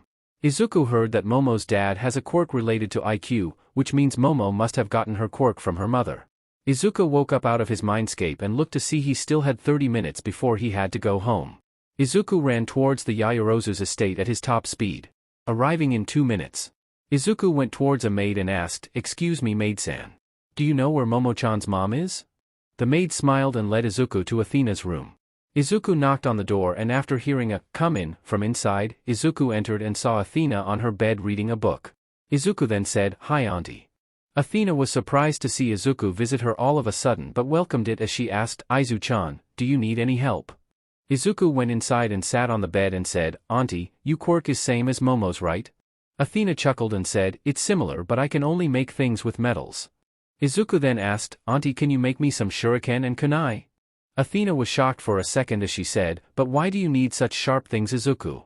Izuku hesitated but decided to explain about his quirk and how he is receiving training from his quirk. Athena nodded as she said, I see, no wonder you picked up calligraphy so easily. Very well Izuku, I will make these, but if you get any big injuries, I will never make them and taking them away. Izuku nodded as he explained the design of shuriken and kunai. After a few tries, Athena was able to make it perfectly. She made 3 sets of shuriken.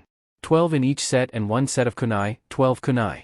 Athena placed them in a bag and gave them to Izuku. Izuku hesitated but gave her a hug as he whispered, thanks, and took the bag and ran out embarrassed. Athena stood there stunned for a minute as she started laughing with small tears as she thought, looks like he is growing out of his fears more faster than we thought Inko-chan. Izuku, after running back to the clearing, copied the same pose he did in his mindscape and threw the shuriken and kunai at a tree he marked. Izuku hit a few and missed a few. Izuku heard a bell and knew his training time was over as he collected all the scattered shuriken and kunai and put them in the bag and made his way home. Izuku entered and kept the bag in the gym room and went to shower as he was a bit sweaty. After a bath, Izuku went down to have lunch. After lunch, Izuku took his bag with books and went to his daily study session with Momo and Miss Elena. The whole 3 hours, Elena taught them about subtraction which Izuku already knew since he spent all his time during his school with books itself. After completing homework with Momo and playing for a while, Izuku arrived back at 6:30 p.m. and went to practice his calligraphy. Izuku, after mastering what Kurama has taught, spent the rest of his calligraphy practice writing the kanjis faster while keeping the same precision. Time skip 1 month. Izuku in this 1 month learned to throw kunai and shuriken precisely at even moving targets. Izuku managed to learn how to apply chakra to parts of his body like fists and legs to enhance his speed, or attack power. Izuku also is now able to run at 20 km/h, which is good even amongst adults. Izuku advanced the most in parkour training, being small and able to jump almost 2.5 to 3 meters into air without any chakra enhancement. Izuku is now able to form flips in mid-air. Izuku is now combining his speed and parkour to constantly do them on instinct. Izuku and Momo still contest on their academics and usually comes to a draw with both of them scoring. Izuku has also completed the advanced part of tree climbing, jumping horizontally from one tree to another at high speeds. A major event that happened was that all of the Alder group of schools were shut down by the government due to evidence of bullying and unfair treatment of students, and some teachers even wanted lowering the grades of a few students too. Lawyer Allen fought the case with the school's defense lawyer, and with the evidence and Izuku's and Inko's statements, the school was closed down. Athena, after seeing Izuku practice his shuriken and kunai, started recommending it to Momo. Akira was first against it, but one creation of a metal bat convinced him easily. Izuku spent 2 days as he demonstrated to Momo on how to hold and throw them, as Momo also practiced on her own. Present day, 5 a.m. Date, July 15th. Izuku heard the alarm and slowly woke up as he heard, "Happy birthday, Izuku." Izuku jumped at the surprise and attached himself to the ceiling. Everyone started dumbfounded at Izuku as Izuku realized what happened and calmed himself down and let go of the ceiling and landed on the ground as he said, "Thanks everyone, with a nice smile. Everyone wanted to ask about the ceiling incident, but once Izuku smiled, they forgot it, and Momo took hold of his hands and pulled him into the hall as they sang the birthday song as Izuku cut the cake. Elena and Alan gave Izuku a new calligraphy set with extra ink sticks and an ink stone since Izuku's old brush was slowly starting to dry up the hairs. Momo gave Izuku a small steel necklace she made with a picture of her and Izuku playing tag. Athena gave Izuku more sets of kunai and shuriken and also a whetstone and a book on how to maintain your weapons. Inko questioned the gift, and after learning of Izuku's request the previous month, Inko scolded Izuku for doing something dangerous without informing her. Izuku apologized, giving his mom a teary-eyed look and a hug as Inko easily melted. Akira gave Izuku a face mask which he can use to hide features from nose to his neck. Akira also told Izuku that the mask is elastic, made to grow along with the face. Izuku thanked his uncle as he wore the mask. Liking the feeling, Izuku decided to keep it on for now. Inko gave Izuku a guitar as she said, "Well, it's good to learn some instruments so you can relax yourself playing them." Izuku thanked his mom by giving her a peck on her cheek, and they all went outside as they clapped, seeing Izuku's skill with throwing shuriken and kunai. Momo has also shown decent progress in the art of throwing too. Akira then asked Izuku about how he was able to stand on the ceiling as Izuku replied, "Well, Kurama-sensei told me methods to learn to control my internal energy. I apply energy to the bottom of the feet enough to stick to the tree or any surface." Izuku demonstrated by walking up a tree with only his feet as he also jumped and landed on another tree. The adults were in shock and awe at the usefulness of the skill too. Momo wanted to try too and ran to the tree but was stopped by her protective father as Momo made a pout, seemingly angry at her father.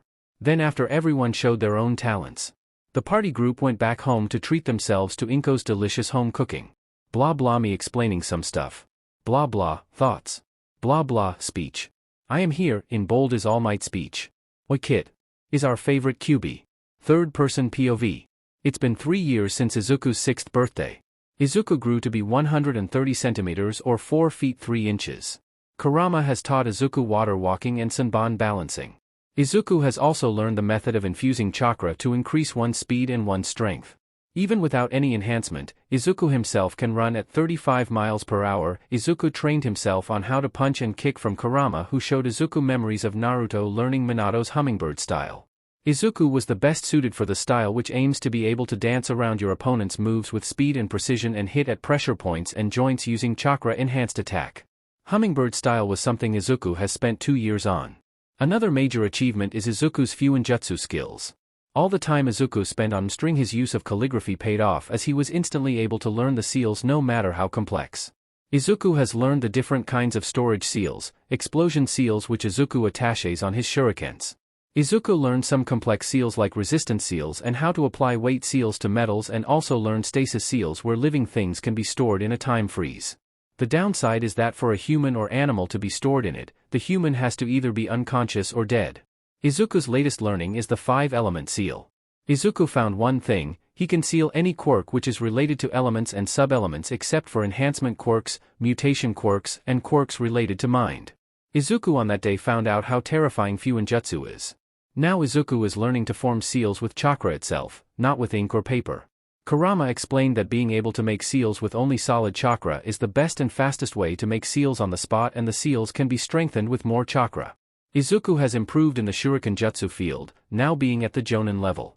Izuku has also learned how to make chakra strings from chakra and attack them to shurikens or kunai, bringing shuriken jutsu up a level.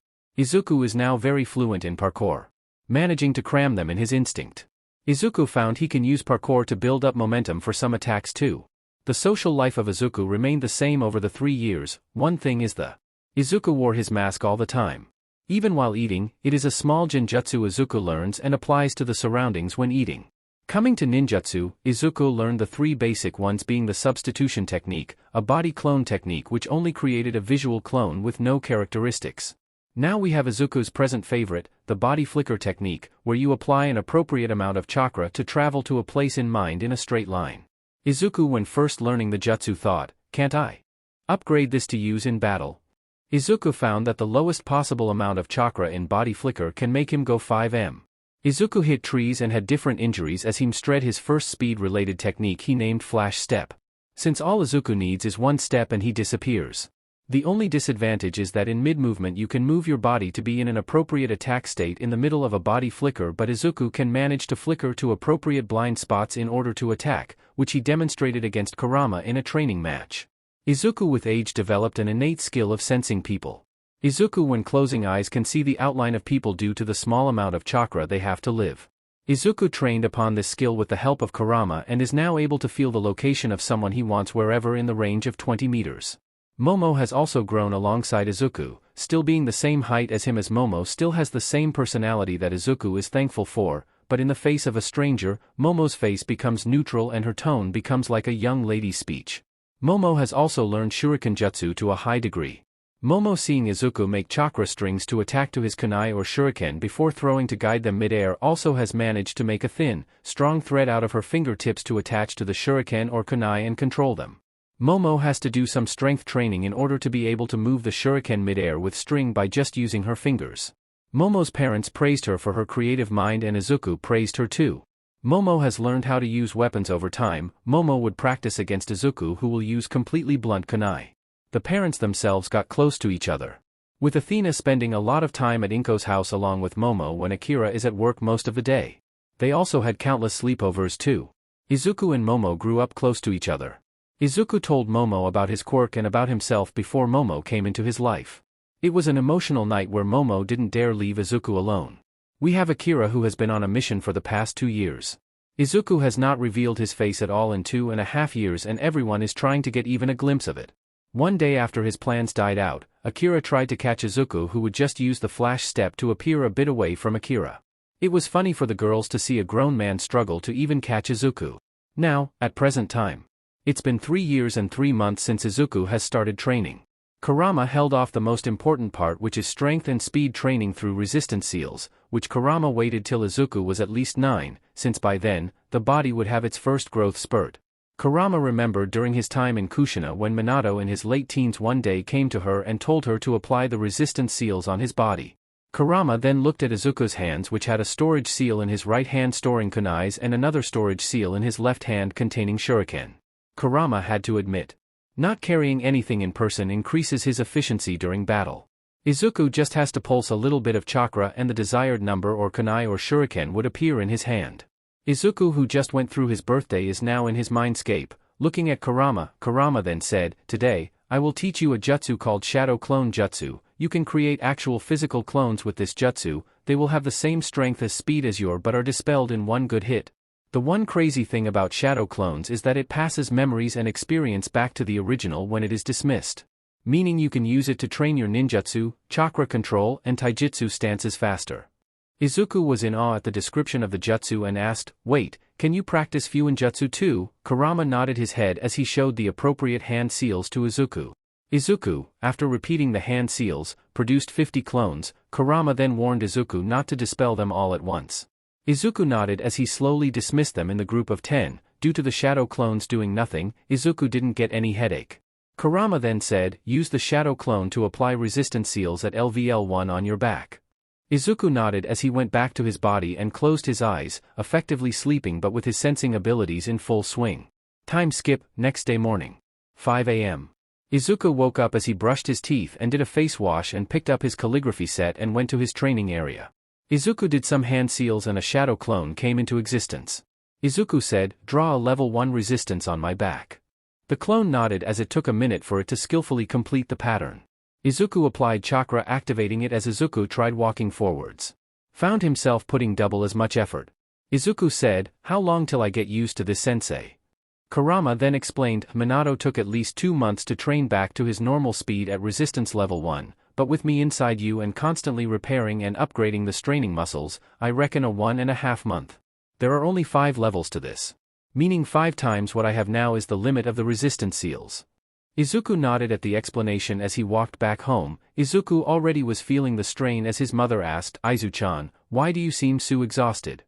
Izuku explained the new training to his mother, who nodded at it and said, as long as you don't stop growing in height, I will approve.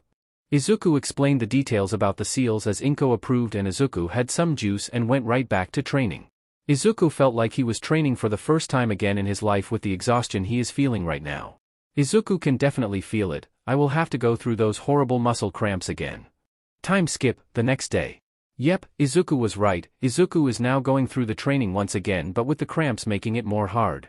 Izuku then thought, Sensei, you said to remember the location of the cave, but we haven't gone there till now. What do we do about it? Kurama's voice was heard as he said, since you mentioned Kit, we will go there today and bring some storage scrolls to store everything. Izuku nodded as he went home to get breakfast. Izuku packed some storage scrolls in a storage scroll as he turned off his resistance seal to be done with the task quickly. Izuku then put up one seal and disappeared from his place, appearing once every 400 to 500 meters. In 5 minutes, Izuku made it to the hideout. Izuku went inside as Kurama said, put the weapons on one scroll, the dad's jutsu side in one scroll and the mom's technique side in one scroll, then you can put the self-created techniques in a scroll at last. Izuku nodded as he went to the neatly arranged scrolls which had dust on them and stored them in different scrolls while naming the scrolls according to its contents. Izuku finished up in half an hour and then looked around the hideout and saw a huge claymore sword to the side. Kurama, who saw Izuku noticing the sword, said, the sword used to belong to a strong person who taught Naruto an important lesson, the ways of a ninja. Take the sword, you can blunt it with the whetstone and be able to use it against opponents. Naruto also did store the Kenjutsu scroll for that claymore, its name is Kubikirabocho, or the Executioner's Blade. Izuku tried lifting it, but it took his full effort and his both hands to do so. Izuku then drew another storage seal on the palm of his hand as he stored the weapon inside. Izuku then left the cave and flickered home as he entered his house and went to his room. His mother finally allowed him to move out of their joint room to a new one, even though a lot of crying from Inko and demands of hugs and kisses were made. Izuku kept the scrolls in his bookshelf and then let out a breath as he reactivated his resistance seal. Izuku then went to the training ground again as he thought, it's time to train. Blah blah, me explaining some stuff. Blah blah, thoughts. Blah blah, speech. I am here, in bold is All Might speech. Oi Kit. Is our favorite QB. Third person POV. 3 more years went by. Izuku could honestly say that the previous 5 years was the best time of his life. He has a sensei teaching him kindly and pushing him to his limits. His mom has always been the best. He gained more people he can call family, like the Yaoyorozu family and Elena sensei's family. Elena sensei gave BRTH to a baby girl 2 years ago. She would bring her to their classes and Momo and Izuku would finish their classes faster and play with Maika-chan. Inko, Athena and Elena laughed at first when Izuku was torn between being his way or playing with the child, but Maika-chan liked Izuku a lot as she always clung to him the most when she saw him.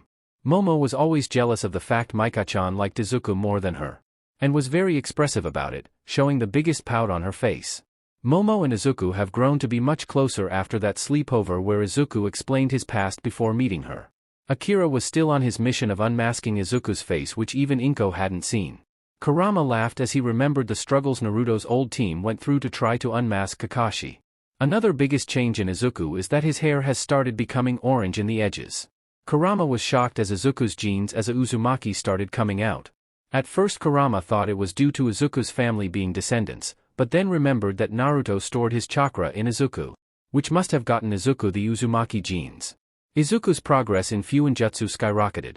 Izuku can create any seal he wants by molding chakra into a seal shape and engraving it to a body or paper. Izuku never touched any of the scrolls Naruto left behind except the Uzumaki Fuinjutsu and a few wind-style and lightning-style techniques. Izuku tested his chakra using a chakra paper left behind by Naruto and found himself to have wind and lightning attributes. Kurama then explained elemental chakra control exercises to Izuku. Izuku, with the help of shadow clones, managed to ace the exercises, which involved wind-style elemental chakra control exercises. Cutting the leaf in half only using wind chakra. Cutting a wooden plank in half using wing chakra. Cutting a normal-sized rock in half with wind chakra. Cutting a boulder-sized rock with wind chakra. Using wind chakra to push forward a car. Created by Izuku. Lightning-style elemental chakra control exercises. Wrinkling a leaf only using lightning chakra. Lighting a bulb and keeping it running for 1 hour only using lightning chakra. Using D-rank jutsu constantly to develop resistance to the damage received in return. Inko let out a tsunami for this one. Constantly charging huge batteries for hours, created by Izuku. It took 2 years even with the help of shadow clones to perfect the elemental chakra control exercises. Izuku after the exercises quickly mastered the jutsus of these elementals. Izuku learned the non-lethal ones mainly which can be controlled to not kill. Izuku has increased his resistance seal to max and managed to achieve regular speed in the max state. Izuku also mastered the advanced forms of the hummingbird style. Izuku's main achievement was in the kenjutsu field. Izuku took the Kubikirabocho to Athena.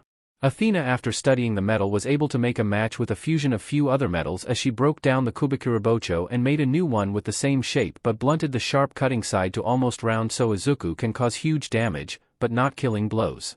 Izuku is finally able to wield the sword in one hand and lent one-handed hand signs from a scroll. Izuku practiced with Kurama to be able to use kenjutsu and ninjutsu together in battles by using one-handed signs. If there was one thing that Momo was mad about, it is that Izuku has finally overtaken her in height. Momo at the age of 12 stands at 5 feet 1 inch whereas Izuku is at 5 foot 3 inches. Izuku teases her about it causing Momo to get mad and chase him around the place throwing kunai and shuriken till she runs out of lipids. Izuku wanted to engrave storage seal in Momo's hand but due to her unable to use chakra, she won't be able to use it. Momo has also become a strong young lady on her own. Her shuriken jutsu reached elite jounin levels as she practiced in using bow staff and knuckle braces as main weapons. Momo has also managed to make flamethrowers. High-pressure water cannons while using here lipids as fuel. Izuku chuckled remembering how Momo fell on her back due to not being able to withstand the force of her water cannon. It has been 1 week since Izuku's mom gave him a shocking announcement. 1 week ago. Inko with a serious expression came to Izuku as she said, "Izuku, Katsuki has been finally removed from rehabilitation to attend middle school. The government said he did excellent in his rehabilitation. But they would like you to attend the same school as him. If he does anything now, it's straight to jail." Inko expected Izuku to be scared or outright deny but Izuku just hummed in thought and said, "Sure, why not? I do have to join some middle school anyways." "Which school is it?" Inko was shocked at the moment by Izuku dismissing it but smiled as she said, "Semi Junior High School." Izuku hummed as he said, "Sure, that school does have a good name." Inko smiled as she said, "Your first day is in 1 week." Back to present. Izuku got ready to attend the orientation for the batch joining them this year. Izuku wore the uniform and packed his textbooks and sealed the backpack in his right hand. Momo stood in the room watching Izuku pack his stuff for school as she asked, "Izuku-an, do you really have to go to middle school?" Izuku could understand Momo's worries. She is still to be homeschooled till high school as she wants to join the UA. Momo always had Izuku with her. So she is feeling sad that their time together is limited now. Izuku patted her head as he said, "Don't worry, the classes are only till 3 p.m, I can get home quickly in 5 minutes and we can spend time together, okay?" Momo gave a small smile as she nodded and Izuku walked out of the villa while Momo and Inko waved him. Bice. Izuku used a hand sign and flickered away from sight. Momo sighed, no matter how many times she sees it. She still can't believe how fast Izuku is. She had never been able to beat him in a straight fight. She is proud of one thing that she had him beat in academics. In a span of 5 minutes, Izuku covered 80 kilometers as he arrived in front of his middle school. Izuku had to admit. It was very big. Izuku entered as he asked some students he thought were seniors for directions. They happily told him as Izuku bowed and walked towards the auditorium where orientation was conducted. With Bakugo. Bakugo was glad he was released from rehabilitation. It was a nice place but he missed outside life. Bakugo was gonna ask where he was going to attend middle school and found he was going to Semi Junior High. Bakugo still has quirk cancelling bracelets in each of his arms. Bakugo felt calm though. His quirk makes him be in a state of anger on which he acted when he was young. Bakugo sighed as he remembered his actions. He was told that Izuku Midoriya will also be attending the same school so they can see his behavior if it has worked or not. Bakugo agreed to it and just came home yesterday. His parents did visit him a lot during rehabilitation but he missed the physical contact. His welcome yesterday was very warm. Bakugo asked if they had seen Izuku after. His parents became gloomy as Masaru said, "Inko cut off everything with us, we don't even know where their house is now. Inko sold her apartment too." Bakugo was shocked. Bakugo, now looking around, went to the auditorium and sat in his place as the principal and the student council president gave their speeches. With Izuku. Izuku sat at the back row, after the orientation was over. Izuku looked at the list of classes. His class was 1A. Izuku also saw Bakugo's name there and thought, interesting, he is also in the same class as me, I hope you changed Bakugo. If not, I am not the same as back then. And walked to his class. Bakugo after a while finally found his name in class 1A. Bakugo saw Izuku's name. Bakugo felt a lot of emotions inside him. He wondered what Izuku would do if he saw him. Bakugo remembered his mom telling him that Izuku himself got a quirk too. He is a late bloomer it seems. Bakugo hoped that his past would not define him here. Bakugo then walked towards the direction of his class. Izuku arrived in class and looked to see if he was first. Izuku then sat in the first row window seat. After a minute later, the door opened and Izuku looked at who arrived. Izuku's eyes turned emotionless as he gazed at Bakugo. The boy has grown up. Izuku could tell Bakugo didn't have any muscles, he looked a bit thin too. Bakugo also gazed at Izuku. Bakugo first saw a blooded child Izuku in front of him but shook his head to let the image go. Bakugo then got a clear look at Izuku. Izuku had a mask covering the lower half of his face. Bakugo could see that Izuku has been training. His shoulders were broad and through the half sleeve, Bakugo could see clear biceps too. Bakugo just walked till he reached Izuku and sat in the seat behind him. Izuku was first to break the silence as he said, "How is Auntie Mitsuki?" Bakugo couldn't feel anything in the voice. It was just blank. Bakugo gulped as he answered back, "She is doing fine Midoriya-san, she misses Inko-san a lot." Izuku expected it. He will go home and convince his mom to call Aunt Mitsuki at least. Izuku then turned around in his seat as he faced Bakugo and asked, "How was rehabilitation?" Bakugo gave a small smile as he said, "It was a nice place. The caretakers finally helped me think properly about myself." Izuku looked at Bakugo as he extended his hand and said, "Hope to have a good year then, classmate." Bakugo stared at the hand in shock. He felt many things inside. He felt undeserving of it. But, his hand moved forward as he shook Izuku's hand as his mouth said, "I hope the same, classmate, I hope the same." Bakugo finally felt that maybe he can move forward. Izuku turned around as he looked at his hand and thought, "It's finally my first step to move forward from my past with him." Students filled in, people started making small talks to people beside them. Beside Izuku, the boy with abnormal colored skin looked nervous as he thought, "The guy's eyes give nothing, I think he wants to be left alone." That's right, Izuku didn't plan on trusting anyone easily. He held his eyes emotionless and his aura to be completely empty. Bakugo from behind could feel Izuku as he thought, "I guess he wants to be left alone, huh?" The teacher came in and introduced herself as the homeroom teacher as the students greeted their teacher and Izuku's middle school life began. Blah blah me explaining some stuff. Blah blah, thoughts. Blah blah, speech. I am here, in bold is All Might speech. Oi kid. Is our favorite QB. Third person POV. Time skip, 2 years 6 months. Izuku age, the last bell of the school day rang, the students cheered since it's a 2-day weekend. A lot has happened these 2.5 years. Izuku and Bakugo were the top 2 in academics. Izuku dominated the physical category as well, while Bakugo was in the upper middle of the class in terms of physicals since he just started training his body 2 years ago. Izuku was the most mysterious person in the whole school. His looks were hidden, there was not much info about his quirk given by Izuku. Izuku almost didn't speak to anyone unless the teachers asked him a question. Bakugo was quite popular due to his strong quirk and cool personality. Bakugo didn't let it get to his head though. Bakugo always stayed as humble as he could ever since rehabilitation was over. Inko called Mitsuki as they both cried over the phone while talking to each other. Inko and Mitsuki have meetups twice or thrice a month to go to the mall or just walk around.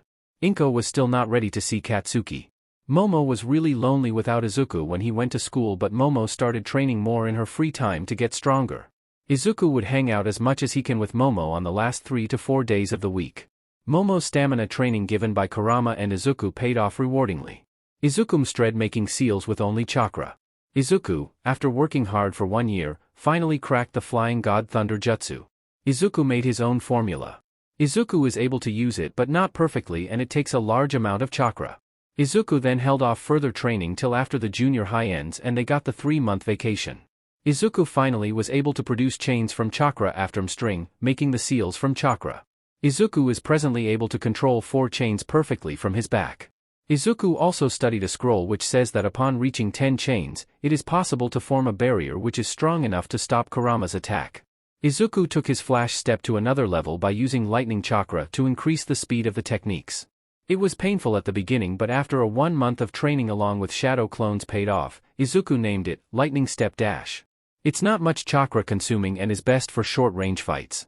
Izuku also perfected using the Kubikirabocho and adding wing attribute to it in order to cut through obstacles. In other cases, the sword, which was blunt to almost the circle edge, is used to provide blows which deal damage to bones, muscles and internal parts. Kurama stated Izuku to be at Elite Jounin to Quasi-Kage range in terms of overall battle power. Izuku also learnt how to play guitar in his free time to honor his mother's request. We now see Izuku exiting out of the school as he thinks, I will go to the mountain hideout to practice the waterfall walking. It is the hardest chakra control exercise. Izuku, after exiting the school gate, sprinted home at impressive speed. After 20 minutes, Izuku arrived at the main gate of both his family and Yaoyorozu family's houses. Izuku flashed his card at the screen beside the gate as it opened up and Izuku jogged inside. Izuku also had quite a generous growth, with him now being 5 feet 10 inches, which is the 2 inches taller than Momo, who is at 5 foot. Izuku is one of the tallest boy in school whose quirk is not related to body growth. Momo, who was waiting at the door, came running towards Izuku as she stopped in front of him and said, "Welcome back, Izuku-an." Izuku smiled, not that anyone could see with the mask, and said, "I am back, Momo. What are you doing today?" Momo gave a small dejected expression as she said, "I wanted to go to the mall today, but I can't since Elena-sensei is keeping me in for special classes." Izuku chuckled, making Momo puff her cheeks as she yelled, "What are you laughing at?" Izuku stopped chuckling as he said, Fine. How about we go to the Southern Hale Mall, which even has a bowling alley?" Momo beamed as she cheerfully said, "Okay. Now I have to go back for classes. Bye, Izuku-an." Izuku waved his hand goodbye as Momo jogged back to her house. Izuku then applied chakra to his feet and disappeared using a flash step. Izuku appeared in front of his home and rang the bell. Inko, after a few seconds, opened the door and welcomed Izuku with a wide smile. Izuku then told his mom he will be going outside for a while and went to his room to change into his training clothes. Izuku used body flicker as he appeared outside the gate and started jogging to his location. Izuku was nearing the city borders to enter into the forest as he heard a big thud. Izuku sprinted across the trees as he arrived at the spot. He saw the dragon form of one of the popular upcoming heroines named Ryukyu. Yes, Izuku is still as big of a fan of heroes as ever. Izuku loves watching new people take the stage. Izuku liked the debut of Ryukyu 2 months ago, where she protected 5 students from a villain throwing a truck at them. Izuku saw that Ryukyu was very injured and wobbly as she placed the HNDCFFS on the villain and promptly fainted next to the already unconscious villain. Izuku sighed as he took out some spare paper in his right-hand storage seal. Izuku took a second as he formed the stasis seal using chakra and implanted it on the paper. Izuku then placed the paper on the villain with the seal side facing the villain and then let some chakra into the paper. The villain disappeared into the seal, where no time passes, preventing the body from being in any kind of danger. Izuku then held Ryukyu gently in his arms and used body flicker as he disappeared from the place. Izuku flickered to the waterfall. Izuku entered through the wall hidden by Genjutsu. Izuku placed Ryukyu on the stone bed. Izuku then concentrated hard as he placed his above the worst injuries on Ryukyu. Green chakra started appearing on Izuku's hands as the same color chakra appeared on the injury, healing it at a visible rate. Izuku spent the next 2 hours doing the same as he applied some medical ointment on the light wounds and bruises. The ointment was a formula from Naruto-san's wife, as Kurama-sensei said. Izuku being a bit exhausted as medical jutsus take a lot of mental exhaustion on him because he is still training in that particular field currently. Izuku just wants to learn the mystical palm jutsu and the chakra scalpel, which is another advanced form of chakra control training. Izuku, after a bit of rest, went outside to work on the waterfall walk. After an hour of practice and comically falling down the waterfall along with 100 clones. In the cave.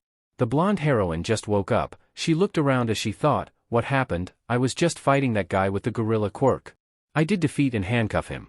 Wait. Don't tell me I got kidnapped by a villain group." Ryukyu remembered receiving some heavy injuries as she looked at her arms and legs. "Wait. There are no visible injuries on me, and the small ones have some kind of ointment applied on it. If anyone helps me, I have to thank him, her, and go, 'cause that villain might be rescued if he has any friends." Ryukyu got up, noticed that she still felt quite weak. Ryukyu slowly followed where the light came from and walked outside. First thing she noticed was, it was bright, extremely so. After a few seconds of adjusting to the light, Ryukyu heard a voice say, "Are your injuries okay?" Ryukyu jumped a bit, Not hearing a footsteps approach her, and she turned around and saw some dangling upside down the tree. Ryukyu let out a yelp as she jumped back a bit and saw that the stranger's legs were literally attached to the tree. Ryukyu then remembered the question he asked and said, "Yes, I am all right. Can I please know how long I was unconscious for?" Izuku looked at her for a few seconds and jumped off the tree, landing perfectly as he said, 3 hours. Ryukyu then said, "Were you the one who treated my injuries in the CA-?" Ryukyu stood still shocked. She was about to point at the cave where she came from, but she saw no caves. Izuku then said, "Don't worry, you are not hallucinating, there is an illusion covering the entrance so it can't be seen." Ryukyu nodded as she asked, "Wait, if you have an illusion quirk, how did you heal me?" Izuku just tilted his head to the side as he said, "I don't have an illusion quirk, my quirk is internal energy, there is a special energy in my body which I can convert to elements and other things." Ryukyu looked in awe as she said, "Woah. That must be such an excellent quirk. Izuku then chuckled as he said, "Might be, but yours is also quite an excellent quirk, Ms. Ryukyu." Ryukyu let out a shocked expression as she asked, "Ah, you know me?" Izuku nods as he said, "I quite liked your debut, Ms. Ryukyu. So I did follow your fights and heroic actions quite a bit." Ryukyu then said, "Speaking of fights, did you see a handcuffed mal dash?" Izuku immediately cut her off by pulling a paper with a strange pattern on it. Izuku passed some chakra into the stasis seal as the villain fell out on his bum, still unconscious. Ryukyu's jaw was hanging as she shook her head vigorously and said, "Wah, how did you do that?" Izuku laughed mentally as he spread his arms and in a monotone voice said, "Quirk." Ryukyu's face planted as she got up and huffed a bit as she said, "Fine, be all secretive and like that. I will take this villain to the police now then." Izuku stopped her as he placed the villain back in the stasis seal and said, "You still have to rest and have a meal, that healing was using your quirk energy to heal you, you must be exhausted too." Ryukyu had to agree, her legs felt like jelly. She sighed as she said, "Fine, have it your way."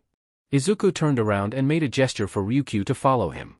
Ryukyu walked behind Izuku as they both entered the room again.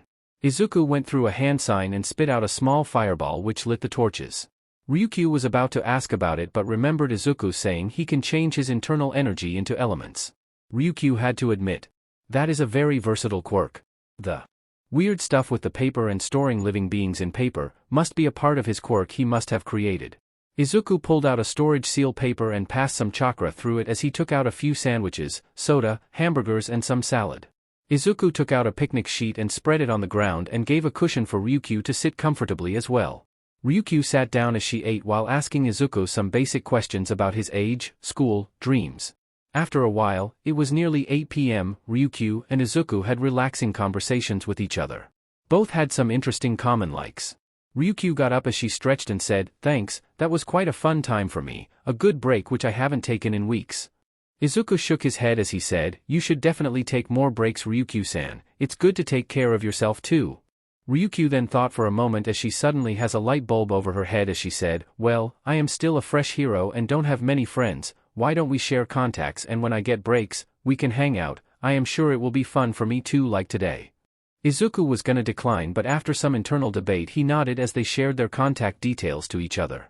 Izuku showed Ryukyu the way down the mountain as Ryukyu called the police and Izuku released the villain from the stasis seal and turned to Ryukyu as he said, "It was a good time, Ms. Ryukyu. I have to go home now, it is getting late for me."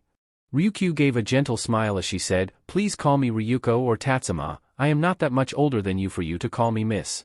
Izuku nodded as he said, "Alright then, see you later Tatsuma-san." Ryukyu waved goodbye as she said, "See you later too, Midoriya-san." Izuku held a hand sign and body flickered as Ryukyu stood there amazed at the speed, she was not even able to react to it. Blah blah me explaining some stuff. Blah blah, thoughts. Blah blah, speech. I am here, in bold is All Might speech. Oi kid. Is our favorite QB. Third person POV. Izuku arrived home, Inko opened the door as she said in a stern expression, "Why are you so late, Izuku?"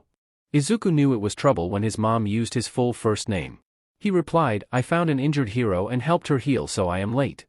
Inko had a disbelieving face but Izuku just sighed as he pulled out his phone and showed a selfie of him and Ryukyu during their mini picnic. Inko's expression softened as she smiled widely and said, "I am glad you are making another friend, Izuku." Izuku just hummed in response and both went to the dining room for their dinner. Izuku then explained in detail about what happened as Inko listened carefully. Inko then said, "You know, I met this lovely woman named Rei in my shift today. She was put in the mental asylum even though she is gentle and nice."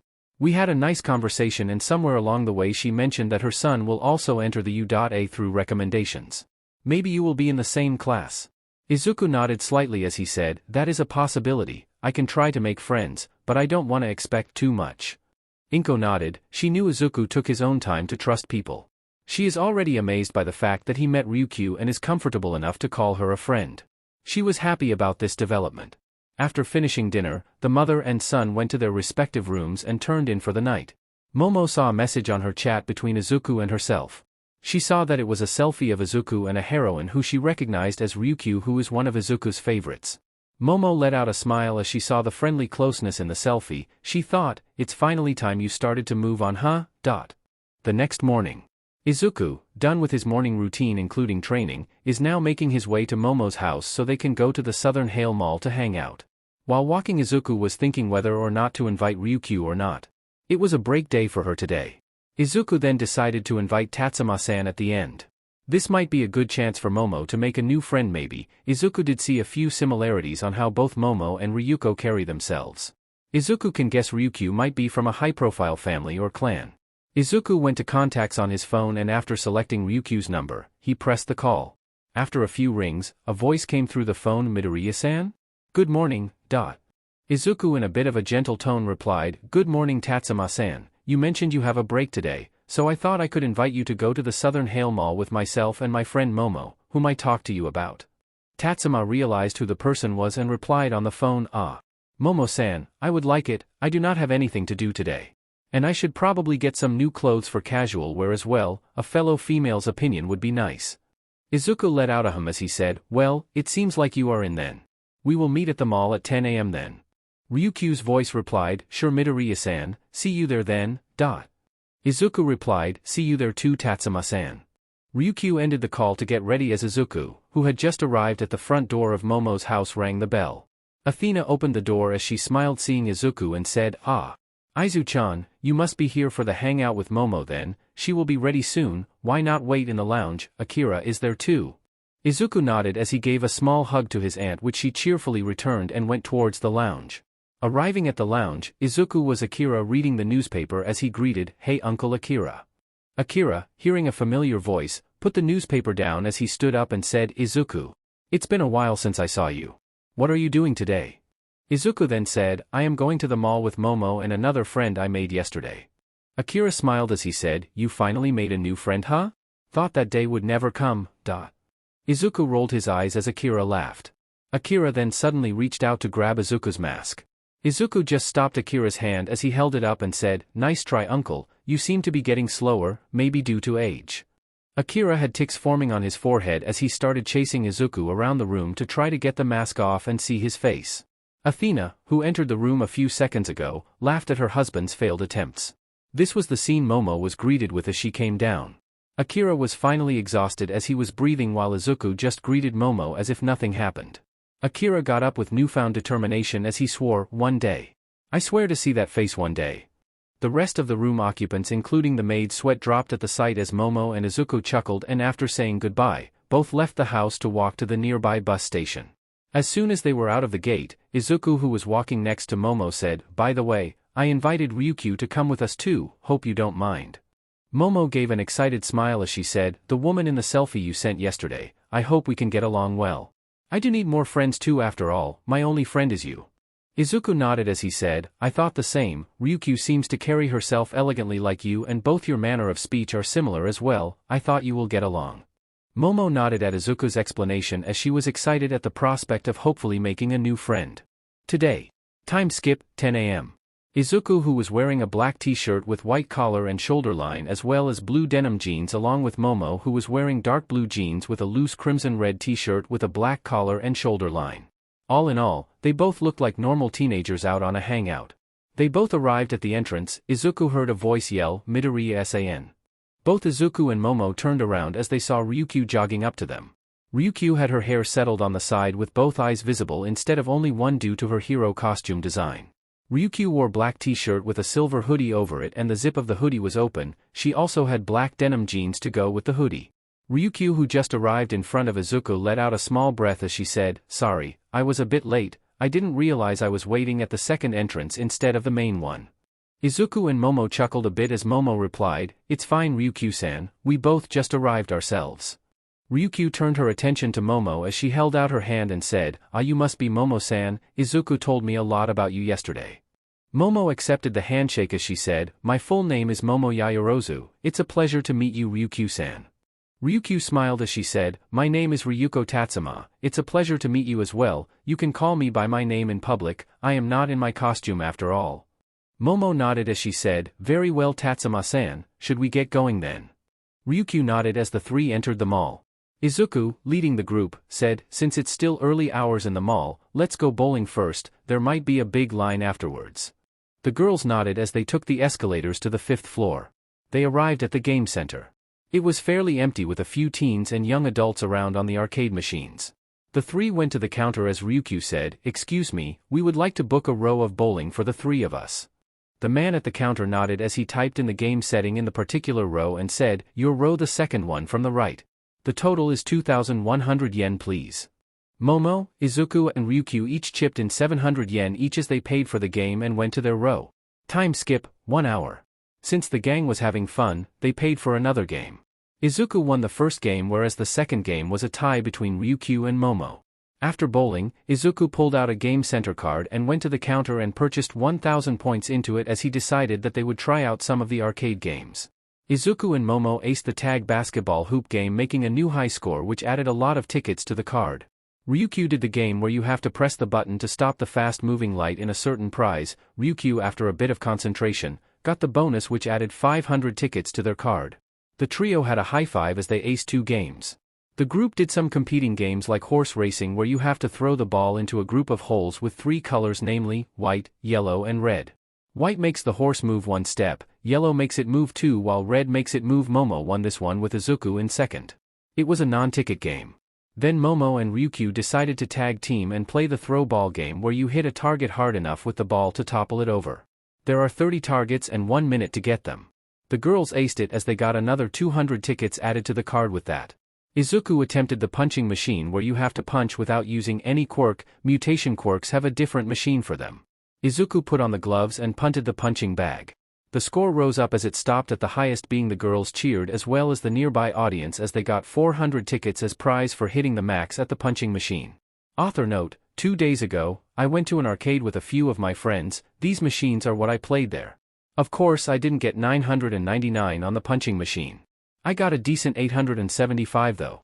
But did win a few games there. After a while the points in the card were over. The gang went to the ticket machine as Izuku flashed the card to the screen. It said the total tickets were. Izuku let out a silent cheer while Momo and Ryukyu high-fived from behind.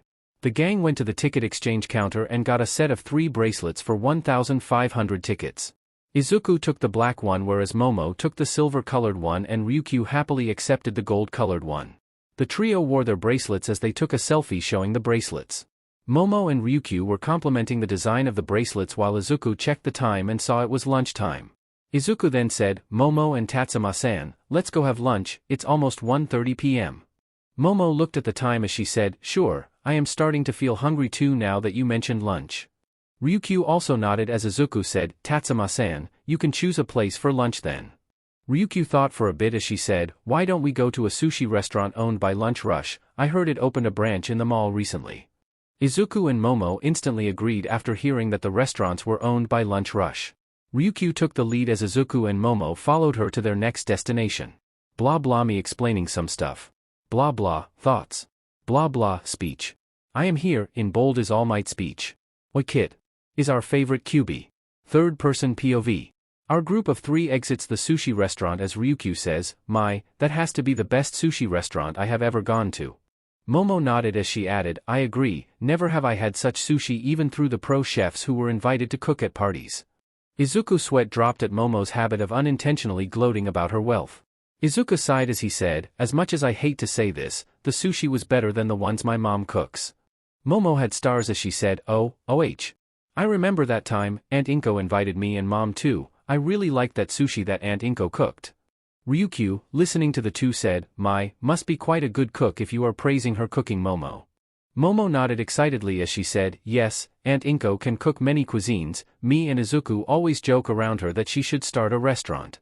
Izuku chuckles as he says, that just leaves Mom flustered and unable to talk at the end. Momo laughed lightly, remembering her aunt's tendencies, as Ryukyu says, she sure sounds like someone I would very much like to meet. Izuku hummed in thought as he said, maybe in the near future, Tatsuma-san. The group then walked into the women's clothing section. Izuku respectfully decided to wait in the small lounge area provided. After making Izuku judge a number of Momo's clothes, making the nearby women smile at what they thought as a couple, Momo decided on 3 outfits. Meanwhile, Ryukyu shopped on her own and decided on 2 outfits. Meanwhile, the other one is a silver hoodie with black jeans and white t-shirt. The girls went to the counter and paid for their clothes as Ryukyu suggested, why don't you get some clothes too, Midoriya-san? Izuku felt chills as he met Momo's fiery gaze as she took hold of him and said, I am not missing the chance to make you buy some clothes this time, Izuku. Momo promptly dragged Izuku, with Ryukyu smirking, looking at Izuku, who gave her a glare while being dragged by Momo. Momo dragged Izuku into a well-known men's clothing store as she released Izuku and looked at him sternly and said, now, you will either choose a few outfits or Tatsuma-san and I will do it for you. Izuku saluted as he dashed to a brand to see if there are any ones he likes. After 10 minutes, Izuku came back with 3 outfits as he said, these are the only ones which caught my attention. Ryukyu then said, try it on and show us then. Izuku nodded as he went into the trial room. Izuku then did a turn and said, how is this one? Momo smiled as she said, interesting choice, the breathes even being a shade of orangish-brown suits the t-shirt well, . Ryukyu decided to tease a bit as she said, you only got the t-shirt because of the inscription of All Might, right? Izuku rubbed the back of his neck as he said, busted. With a close-eyed smile. Izuku then went back in and after 4 minutes came out. An oversized sweater and blue cotton briefs. Ryukyu first commented, interesting choice, it makes a warm atmosphere around you. Momo nodded as she added, and the colors really suit you too. But why the oversized one? Izuku rubbed his hands together as he said, comfy. The girl stared blankly at Izuku, who was in his own world enjoying the warmth. Momo clapped her hands in front of Izuku, pulling him out of his daze as she said, well, show the final one. Izuku nodded as he lazily went back in. Ryukyu chuckled as she said, I never knew thought Midoriya's favorite were warm sweaters. Momo humped as she said, you should have seen last winter, Izuku was practically hibernating for except his training time. Ryukyu chuckled at her own image of a chibi Izuku wrapped in oversized blankets. Izuku then came out in his final outfit of choice. Both girls dragged out their surprised sound as Ryukyu said, this is definitely the one which suits you the most, Midoriya. Momo nodded vigorously as she said, it seriously looks like it's made especially for you. Izuku gave a smile as he went back to the trial rooms and changed back to his normal outfits and went to the counter to pay for the clothes. After buying the clothes, Izuku saw a music shop on the other side as he said, hey, let's check out the music shop there, I see some instruments as well. The girls gave their agreements as the group walked over and entered into the shop. The shop was definitely bigger than they thought. Izuku saw a guitar and piano on display as he asked the counter person, excuse me, can we try out the piano and guitar? The counter person gave their agreement as Izuku and Momo made their way to the instruments. Izuku looked at Momo as he asked, remember that tune we practiced a while ago? Momo thought for a bit and said, yep, we did spend a week on it. Izuku nodded as he said, let's give Tatsuma-san a show then, . Momo smiled in agreement and sat in front of the piano while Izuku took hold of the guitar. This gathered the attention of someone who was checking to see if there are any new labels. A few people in the store stared at the duo who played their tone. Ryukyu was impressed as she clapped with a wide smile at the end of it as she commented, wow. Midoriya-san and Momo-san, you both did so well. Momo gave a smile in return as they heard another voice say, yes, that was in perfect sync too, you both did really well. The gang saw a girl who was 5 feet 5 inches and handsome facial features with purple hair and black eyes which looked half-lidded. Izuku replied, thanks for the compliment. The individual said, it's no problem, I am HarshaJirou, it's nice to meet some fellow musicians my age. Momo gave a beaming smile as she said, I am Yaoyorozu Momo. It's good to meet you too, and these are my friends Izuku Midoriya and Ryuko Tatsuma. Izuku and Ryukyu waved and greeted at Jirou, who waved back. Izuku then asked, do you lay any instruments too, Jirou-san? Jirou with a small smile nodded as she said, I can play many ones like triangle, guitar, bass, keyboard and violin. Momo gave an expression of awe as she leaned closely to Jirou and said, wow, that is so cool. You must be planning on becoming a musician then. Jirou laughed a bit at Momo's enthusiasm as she said, haha, but no, I want to become a hero and a singer and musician too. The others looked shocked as Ryukyu said, but, won't that make it very exhausting and busy for you? Jirou gave a wide smile as she said, if I am able to make someone smile at the end of the day, it's all that matters. The three looked at Jirou in a higher light as Momo began excitedly talking to Jirou. Izuku and Ryukyu occasionally joined in. Momo was very excited to talk to Jirou, she felt that both of them are quite similar in their goals too. After a while, the group shared their numbers with Jirou as Jirou left them to go home. Izuku after Jirou left looked at the time and saw it was 5 p.m. Izuku then turned to the females and said, well girls, it's 5 p.m. right now. Anything you guys want to do or we can go to a cafe for some ice cream? The girls agreed to the ice cream plan. Time skip, 1 hour. The group finished their ice cream and separated for a bit to check out anything interesting for themselves and agreed to meet at the entrance of the mall. Izuku and Momo met up with Ryukyu at the entrance as Izuku asked, have you gotten anything Tatsuma-san? Ryukyu nodded as she said, yeah, I went around and got a new water bottle for myself, what about you too? Izuku and Momo looked at each other and Izuku presented something wrapped in a gift cover to Ryukyu as Momo said, this is a friendship gift from both of us to you. We hope our friendship will last forever. Ryukyu had a tear escaping her eyes which she wiped and accepted the gift. She unwrapped the cover and found. Ryukyu let out a gasp as she said, OMG. This watch looks really nice. Izuku let out a breath of relief as Momo said, Izuku chose this one for you. As I quote he said, I am sure Tatsuma-san will love a gift to remember us by every moment and bought the watch. Ryukyu's face grew a wide smile with her cheeks being a bit red as she said, thanks a lot Midoriya-san, for this gift and this friendship. Izuku then feeling as if it's the right moment pulled down his mask, an action which made Momo and Ryukyu's eyes widen in shock as they finally saw his face. Momo was petrified in shock but immediately pulled out her phone as Izuku gave a gentle smile as he said, I am thankful for our new friendship too Tatsuma-san. Momo and Ryukyu's faces tinged red as Momo thought, he finally showed his face after years. Kya, I can't wait to show this to MOM and Dad and Aunt Inko. While Ryukyu thought, he said he never showed his face without a mask for more than 6 years. To show it to me must mean how sincere he is about this. Ryukyu's face flushed more as Izuku put his mask back up, an action which caused Momo to pout as she complained, Mao. You never showed your face to anyone, even Aunt Inko. Now you suddenly do it for Tatsuma-san. This is unfair, ... Momo pouted more and looked away as Izuku's sweat dropped and said, fine, I am sorry okay? I will even cook your favorite choco cake for you as dessert tonight. Momo's mood took a complete 180 as she beamed at Izuku and said, it's a promise. Ryukyu laughed at their antics. After a while Ryukyu said, well, it's starting to get dark. Let Al go home. Izuku and Momo nodded as they all went their separate ways with Izuku fearing for Uncle Akira's reaction. Blah blah me explaining some stuff. Blah blah, thoughts. Blah. Blah, speech. I am here, in bold is All Might speech. Oi kid. Is our favorite QB. Third person POV. Izuku and Momo arrived after the hangout at the mall. On the way, Izuku was trying hard to convince Momo to delete the picture of his full face. But Momo didn't do it and said that she will do it if Izuku stops wearing the mask from now. This made Izuku silent as he gave up and prepared to face his uncle's wrath.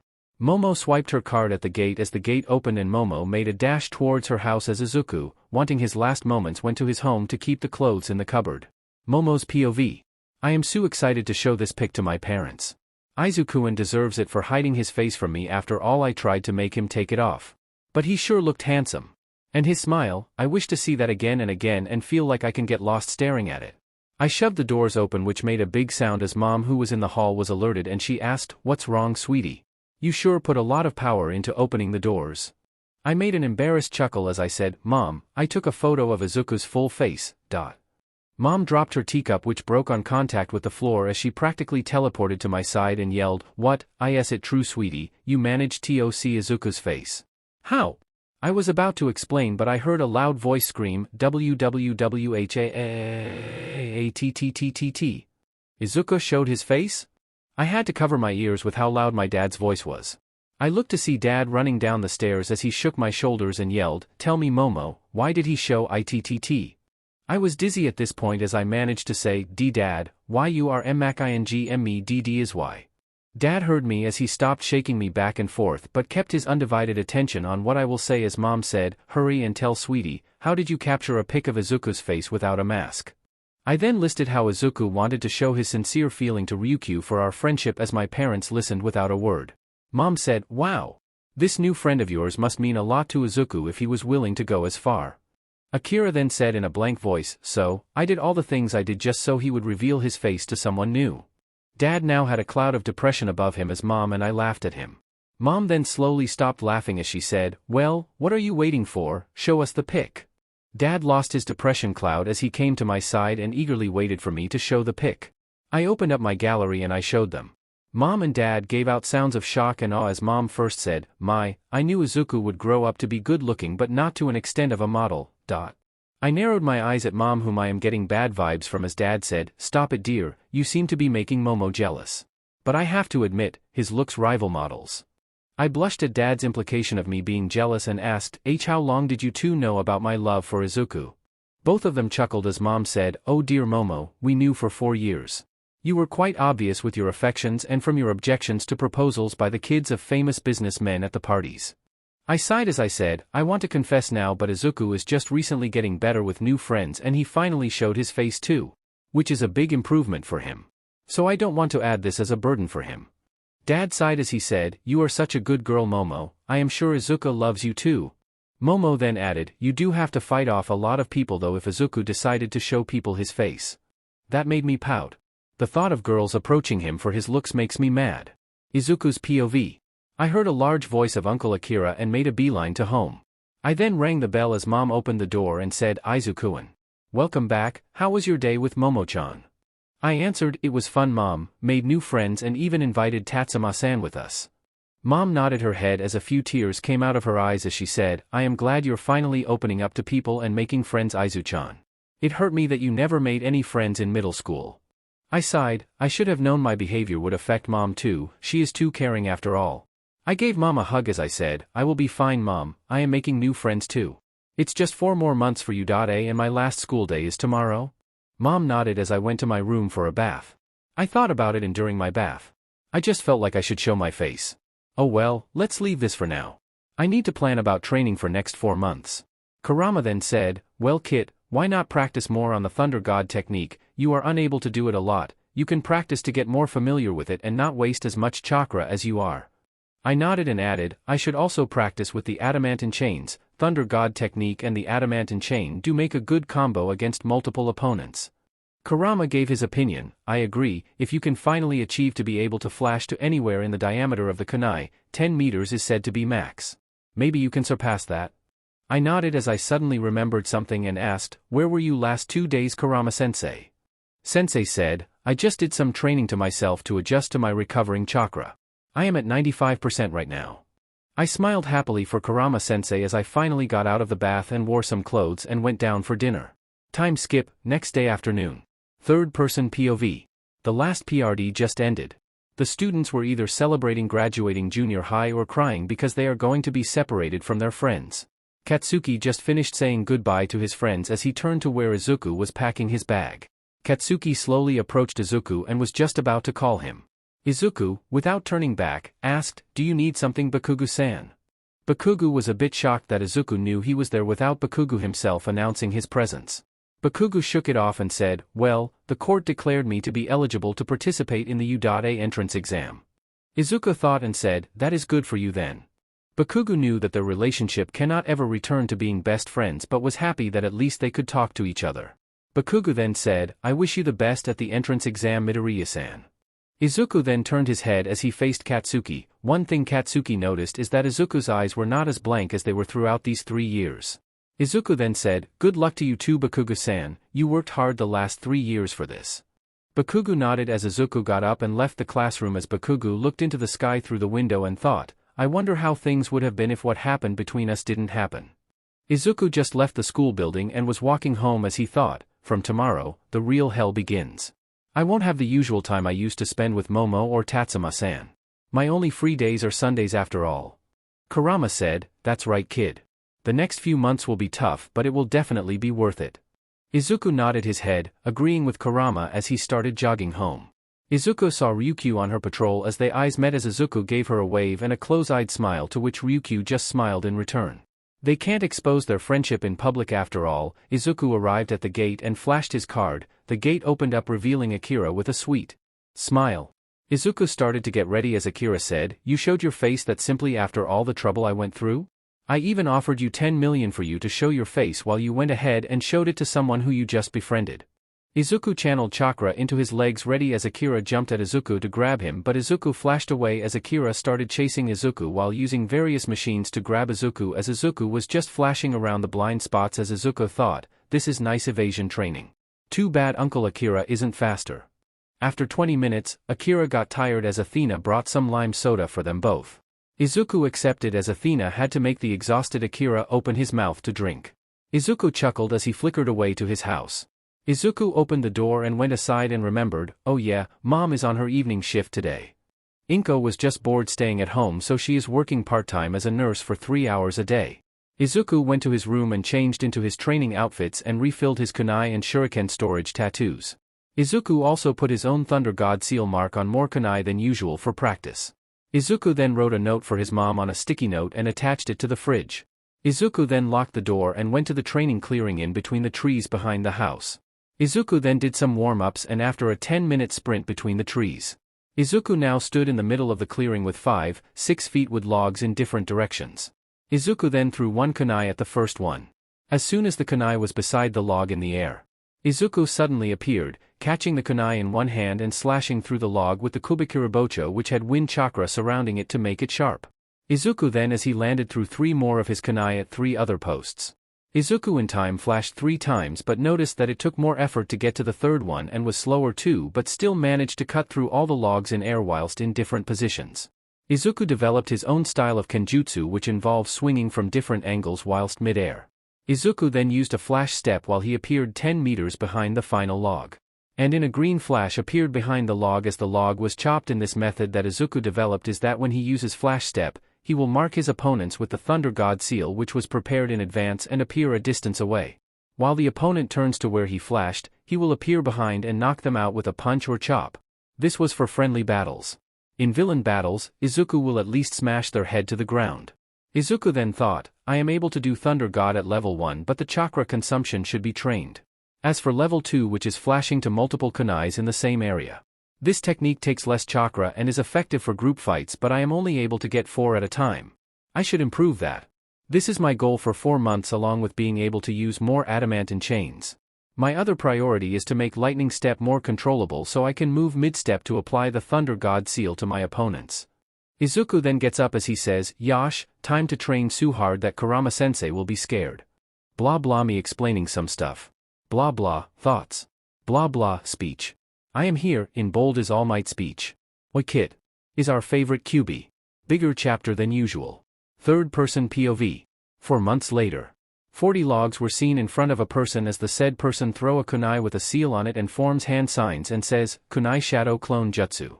The kunai multiplies into 80, and as the kunais were near the logs, a green flash was seen around the wooden logs, and a second later, the multiplied kunais disappear as a 6 feet tall man appears next to the real kunai and grabs it with one hand while his other hand is seen holding a huge clover sword. The wood logs then suddenly get cut into 2 and fall to the group as the person lands on the ground. Izuku loosens his muscles as he thinks, so, 80 is my limit for now, huh? Not bad. I think that is quite an achievement in 4 months. In his mind he hears, that is a lot of improvement in using Thunder God technique kit.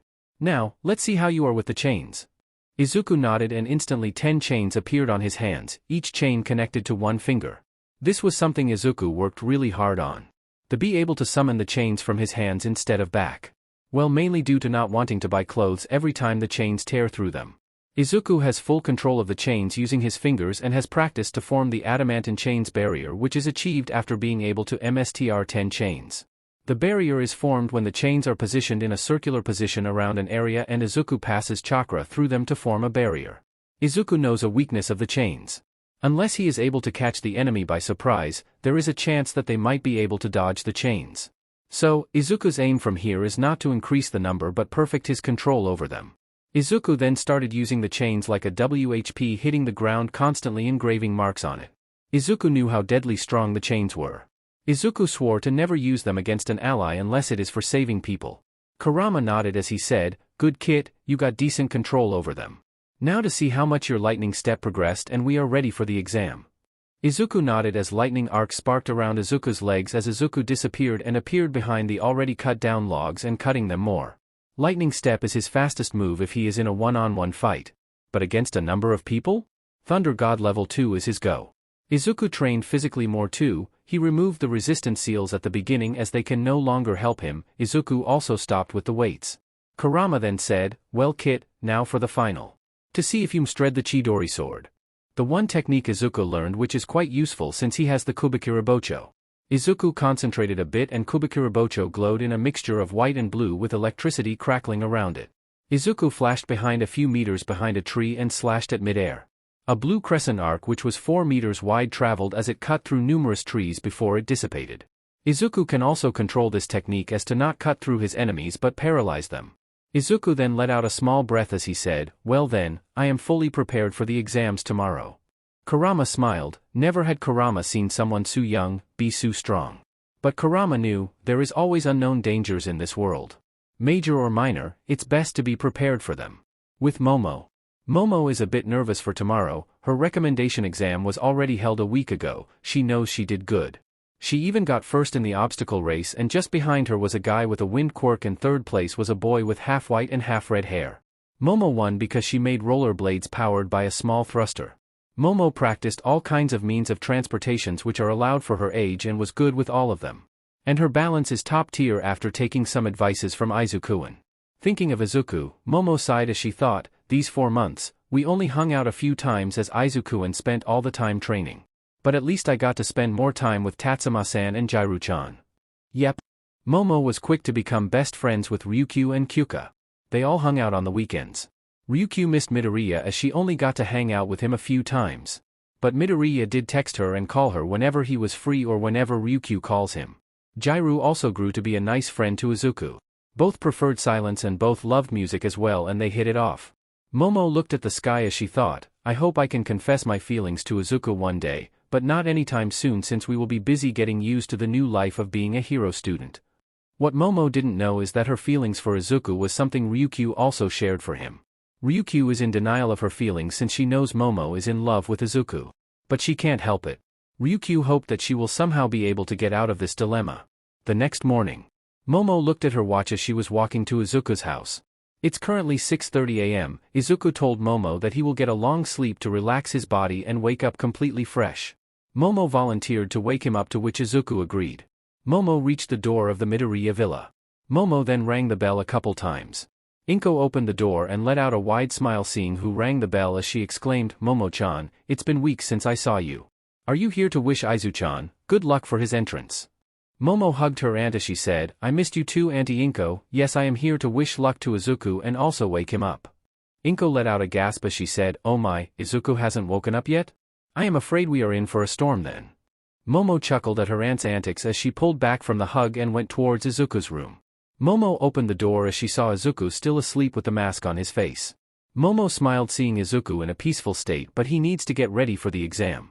A pity she can't appreciate his beauty for some time. Momo went towards the bed and shook Izuku a few times. Izuku then slowly opened his eyes and after seeing Momo, he got into a sitting position as he yawns and says, good morning Momo-chan.